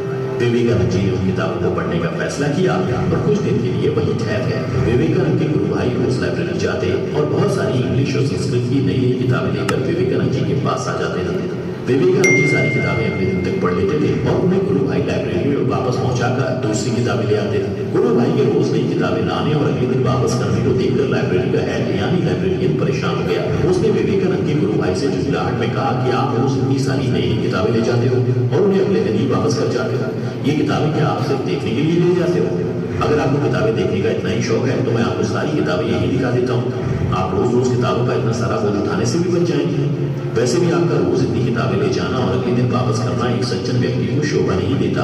लाइब्रेरियन की ये बातें सुनकर विवेकानंद जी के गुरु भाई ने लाइब्रेरियन को बड़ी गंभीरता से जवाब दिया और कहा कि जैसा आप सोच रहे हैं ऐसा बिल्कुल नहीं है। हमारे गुरु विवेकानंद जी इन सारी किताबों को बड़े ध्यान से पढ़ते हैं और सारी किताबें पढ़ने के बाद ही उन्हें मैं वापस यहाँ लाता हूँ। लाइब्रेरियन इस बात को सुनकर हैरान हो गया और उसने कहा कि अगर आपके गुरु ऐसे हैं तो मैं उनसे एक बार मिलना चाहता हूँ। अगले दिन लाइब्रेरियन ने स्वामी विवेकानंद से मुलाकात की। विवेकानंद जी ने कहा कि आप हैरान न हो, मैंने आपकी लाइब्रेरी से लाई गई सारी किताबों को न सिर्फ पढ़ा है बल्कि वो सारी किताबें मैं आपको बिना देखे सुना भी सकता हूँ। विवेकानंद जी ने लाइब्रेरी को वापस की गई कुछ किताबें लाइब्रेरियन के हाथ में दी और किताब में मौजूद खास बातों को बिना देखे लाइब्रेरियन को सुना दिया। लाइब्रेरियन हैरत में पड़ गया। फिर लाइब्रेरियन ने उनकी इतनी तेज याददाश्त का रहस्य जानना चाहा। इस पर विवेकानंद जी ने जवाब दिया कि किसी भी चीज को पूरी तरह फोकस करके पढ़ा जाए और उसे थॉटलेस किया जाए तो वो आपके दिमाग की मेमोरी में स्टोर हो जाती है। हमारा दिमाग चीजों को कभी नहीं भूलता, इसके लिए हमें अपने दिमाग की ताकत को समझना जरूरी है। हमें अपने दिमाग की ताकत को समझने के लिए ध्यान और अभ्यास की जरूरत होती है। विवेकानंद जी बहुत ज्यादा ध्यान और अभ्यास किया करते थे। उन्हें जो भी टाइम मिलता वो या तो किताबें पढ़ते थे या फिर ध्यान किया करते थे। विवेकानंद जी के दिमाग के बारे में एक और कहानी बताई जाती है। विवेकानंद जी भारत से अमेरिका जाने वाले पहले योगी थे। वह 1893 ईस्वी में अमेरिका गए। अमेरिका से वापस लौटते हुए विवेकानंद जी एक जर्मन फिलोसफर के घर गए। जर्मन फिलोसफर ने विवेकानंद जी की मेहमान नवाजी की और उन्हें वो एक स्टडी रूम में ले गया। वो दोनों आपस में बातें करने लगे। वहीं मेज पर एक 700 पेज की किताब रखी हुई थी। वो फिलोसफर उस किताब की लगातार तारीफ किए जा रहा था। उसकी इतनी तारीफ सुनकर विवेकानंद जी ने फिलोसफर से कहा, क्या आप ये मुझे 1 घंटे के लिए दे सकते हैं? मैं भी इस किताब की खासियतों को देखना चाहता हूँ। इस बात को सुनकर वो फिलोसफर हंसने लगा और कहने लगा, क्या आप इसे 1 घंटे में पढ़ लेंगे? क्योंकि ये किताब जर्मन भाषा में लिखी हुई है, आप तो इस भाषा को जानते तक नहीं। विवेकानंद जी ने कहा कि आप मुझे किताब दें तो सही, उसके बाद ही बताऊंगा कि मैं क्या कर सकता हूँ। उसने किताब उठाकर विवेकानंद जी को पकड़ा दिया। विवेकानंद जी ने अपने दोनों हाथों के बीच में किताब पकड़ी और आंखें बंद करके बैठ गए। 1 घंटे बाद वापस किताब फिलोसफर को पकड़ा दी और कहा, आपकी इस किताब में इतना कुछ भी खास नहीं है जितनी आप इसकी तारीफ कर रहे हैं। उसे लगा कि विवेकानंद ने तो घमंड की हद ही कर दी। इनको जर्मन भाषा आती भी नहीं और किताब खोली भी नहीं, फिर भी उसके बारे में ऐसा कमेंट कर रहे हैं। वो नाराज होकर बोला, आप ये क्या बकवास कर रहे हैं? विवेकानंद जी ने कहा कि आप इस किताब के बारे में कुछ भी पूछ लें, मैं सब बताऊंगा। उसने पेज नंबर बोलकर विवेकानंद से पूछा, इस पर क्या लिखा है? विवेकानंद जी ने सब बता दिया और कहा, आप पेज नंबर बोलते जाइए, मैं आपको उसके बारे में बताता रहूंगा। ये सब देखकर वो फिलोसफर हैरान हो गया और उसने कहा कि आपने तो किताब खोली भी नहीं, ऐसा कैसे हुआ? इस पर विवेकानंद ने जवाब दिया, मेरे गुरु ने मुझे इसी खूबी की वजह से विवेकानंद नाम दिया है। विवेकानंद जिसका मतलब होता है बौद्ध। विवेकानंद का बचपन का नाम नरेंद्र था। विवेकानंद उनके गुरु का दिया हुआ नाम था। विवेकानंद जी गुरु का बहुत आदर किया करते थे और उनके गुरुजी उनसे बहुत ज्यादा प्रेम करते थे और उनकी इसी कला ने उन्हें पूरी दुनिया में वो पहचान दिलाई जो उनके इस दुनिया से जाने के बाद आज भी बरकरार है।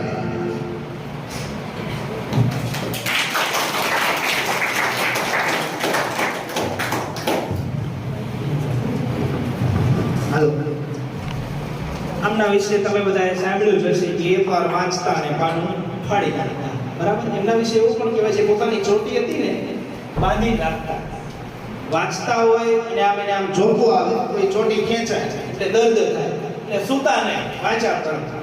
બહુ નાની ઉંમરે આમ તો એમની ડેથ થઈ 35 આજુબાજુ, છતાં એમને એક જ વાર વાંચતા એવું સ્વામી વિવેકાનંદ માટે કે હું તમને સવાલ પૂછું, મને જવાબ આપજો. સિમ્પલ. રામ મંદિર જે હમણાં બન્યું, હાથ ઊંચો કરીને કહેજો, ક્યાં બન્યું? હાથ બોલ. અયોધ્યામાં. કેટલામી વાર બન્યું?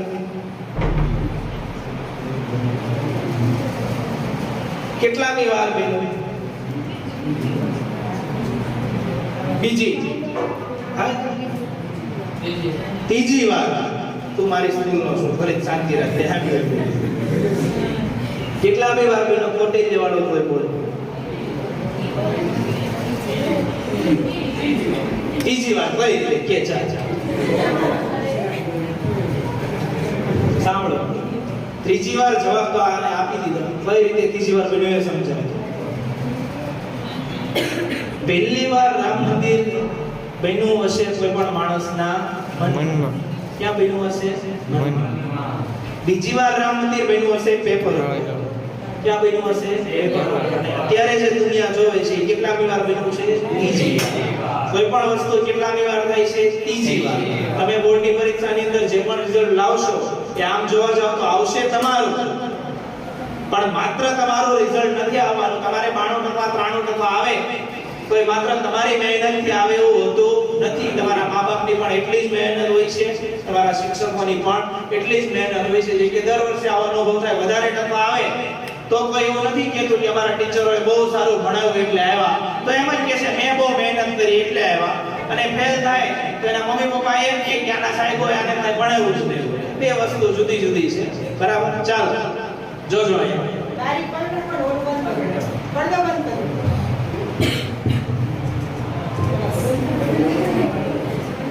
જવા સ્લાઇડ ફેરવી મેઇન જે છે એમને બતાવી દઈએ.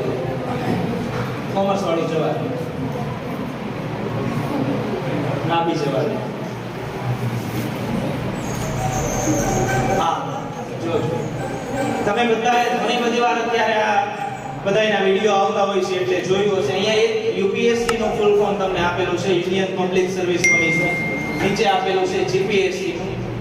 આમાં જવાની ઈચ્છા હોય, પોલીસમાં જવાની ઈચ્છા હોય, કે આવું કોઈ પણ ગવર્નમેન્ટ એમ્પ્લોય બનવાની ઈચ્છા હોય, આખી જિંદગી શાંતિ, એકવાર સરકારી નોકરી મળી જાય તો સેફ ખરું એ પાછું. પણ આમાં જવાની ઈચ્છા છે ત્યારે તમે તમારા લેવલે શું કરીએ, અથવા યુપીએસસી કે જીપીએસસી આપી કોણ છે? એના માટે કોઈ પણ બેચલર ડિગ્રી માંગે, કોઈ પણ બેચલર ડિગ્રી જેની પણ પાસે હોય એ આની માટે એલિજિબલ છે. અને બીજું કે અત્યારે તમે તમારા લેવલે 12મા ધોરણ પછી અથવા 10મા ધોરણ પછી શું કરીએ તો આ કોઈ પણ પરીક્ષા હોય ને સિવિલ સર્વિસીસની, એમાં ન્યૂઝપેપર આધારિત હંમેશા કરંટ અફેરનો એક ટોપિક આવે. 100 માર્કનું પેપર હોય તેમાંથી 30 થી 40 માર્કનો કરંટ અફેર હંમેશા કોઈ પણ પરીક્ષામાં પૂછાય. અત્યારથી આની તૈયારી શરૂ કરવાની ઈચ્છા હોય તો રોજે બીજું કંઈ કરો કે ના કરો, ન્યૂઝપેપર વાંચવાનું શરૂ કરો. અહીંયાની સારામાં સારી તૈયારી હશે. બરાબર? એટલે પોલીસમાં કે સિવિલ સર્વિસીસમાં જવાની ઈચ્છા હોય એના માટે છે આ. ચાલો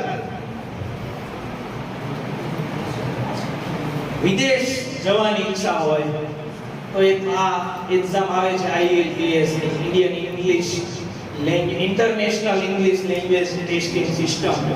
4 જુદા જુદા આના સેક્શન આવે. ઈચ્છા હોય તો તમારે 7 બેન્ડ આવવા જોઈએ 9 માંથી.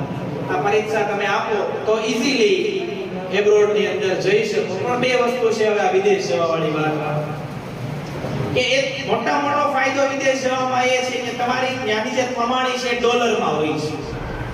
આ મોટો ફાયદો. અને ગેરફાયદો એ છે કે તમારે ફરજિયાતપણે તમારા પરિવારથી દૂર રહેવું પડશે. એટલે એબ્રોડ જવાની ઈચ્છા હોય તો એક તો એબ્રોડ ગયા પછી કોઈ પાછો આવે આવા ચાન્સ બહુ ઓછા હોય છે. એટલે સમજી વિચારીને આ નિર્ણય લેવો. કમાણી ડોલરમાં થશે 110% વાત છે, પણ તમારે પરિવારથી હંમેશા દૂર રહેવું પડશે. બરાબર? આ જે પરીક્ષા છે વિદેશ માટેની છે. આવી ગયું બીએ વાળું. જવા દે છેલ્લી જ લેજે.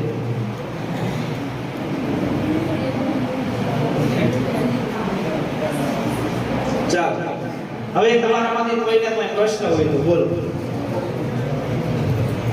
પછી હવે એવો પ્રશ્ન ના પૂછતા જે ભગવદ ગીતા ઉપર લેક્ચર આપતો તે મેં એવું કીધું કે દુનિયાના કોઈ પણ સવાલનો જવાબ આ ભગવાન શ્રી કૃષ્ણએ કીધેલી ભગવદ ગીતા જેમાં 700 શ્લોક છે ને 18 અધ્યાય છે એમાં મળી જાય. આવા મારા શબ્દો કે છોકરો ઊભો થઈ કે હું સર કે સાયકલ લઈને જાતો તો પંચર પડ્યું. કયા શ્લોકમાં લખ્યું છે પંચર રિપેર કેમ થાય? ત્યાં નથી મળવા પંચર કેમ રિપેર થાય. બરાબર? તો પ્રશ્નોના જવાબ એટલે એવો પ્રશ્ન પૂછો. ચાલો પૂછો.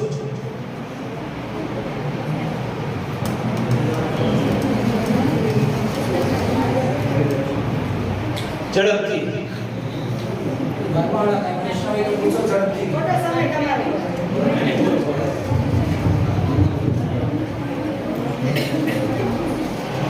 કોઈ નહીં. પ્રશ્નો જ અમને નથી થઈ ગયા. એકવાર 8મા ધોરણમાં વિજ્ઞાનનો લેક્ચર શરૂ હતો.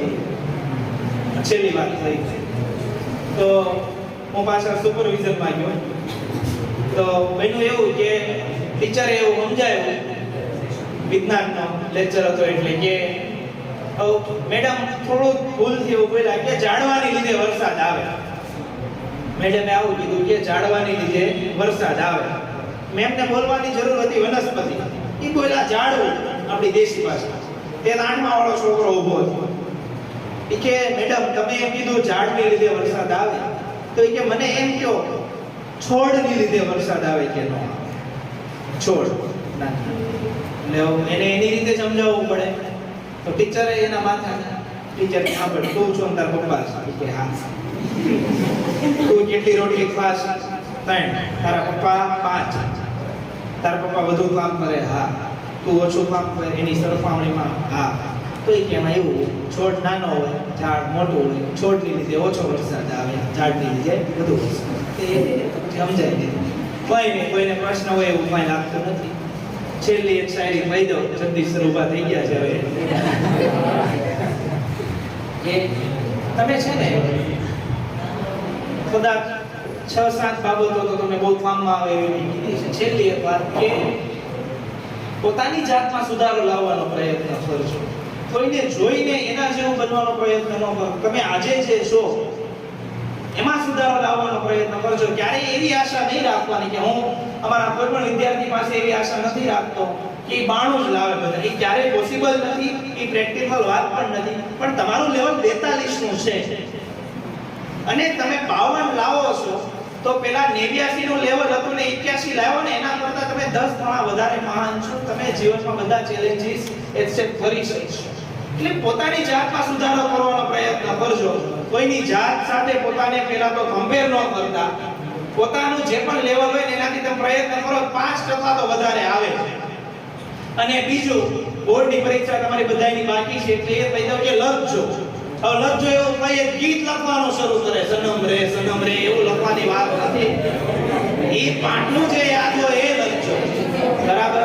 અને તમારી પાસે 2 ઓપ્શન હોય, તમારી પાસે મરવા માટે 2 ઓપ્શન હોય, એક પાણીમાં ડૂબી અને એક પાણી વિના દુકાળમાં.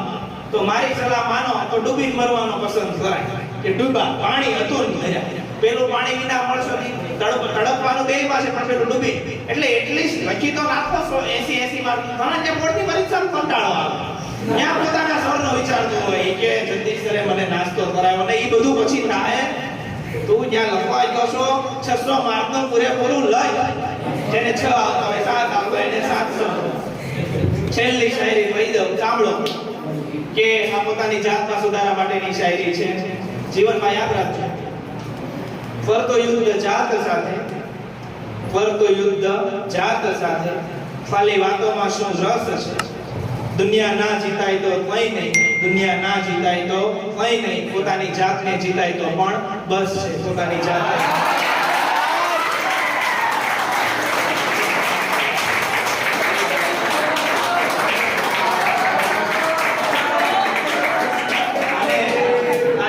સૌથી વધારે લાગી છે. પતાવો એ કે ફટાફટ આપેલો. બીજું, ઘણી બધી સ્કૂલોની અંદર જઈએ કે ઘણી બધી સ્કૂલોને ઓળખતા હોય, પણ એક કોટિલિયર સ્કૂલ માટે એટલું જરૂરથી કહીશ. અમારી વાત અલગ છે, પણ આ તો અહીંયા હું આવ્યો છું એટલે. ઘણી બધી સ્કૂલો છે ને અત્યારે જ્યાં સાંભળ નહીં તમને ભલે, પણ આ બહાર માર્કેટમાં જશો ત્યારે વેલ્યુ સમજાશે. ભલે અત્યારે તમે જે કહેતા હોય 2 નંબરની વાત છે, પણ હું જે કહું છું એ બહાર માર્કેટમાં જાશો ત્યારે સમજાશે કે ઘણી બધી સ્કૂલો કે ઘણા બધા ક્લાસીસ પ્રોપર અત્યારે બિઝનેસ જ કરે છે.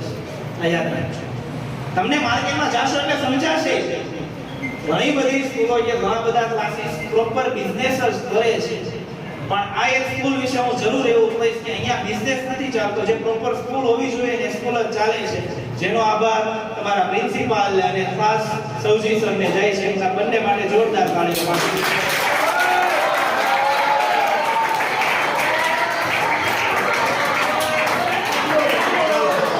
અને બીજું એ કે જીવનમાં બીજી એક વાત છેલ્લી એ યાદ રાખવાની કે સંબંધો, તમે એપ્લિકેશનમાંથી ઘણા ઇંગ્લિશમાં ભણતા હશો તો એપ્લિકેશનમાં રેફરન્સ શબ્દ આવતો હશે.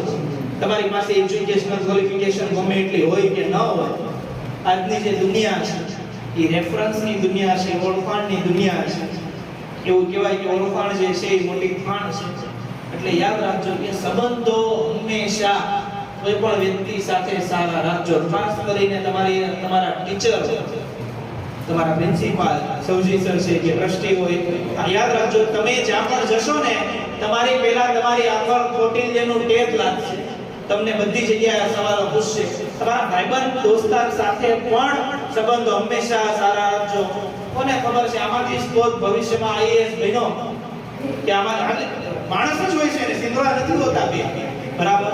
એટલે હંમેશા પોતાના જે સંબંધો છે કોઈ પણ વ્યક્તિઓ એની હારે સારા જ રાખવા. શાળા પરિવારનો ખૂબ ખૂબ આભાર માનું છું કે અહીંયા અમને અને અમારા બાળકોને આવવા માટે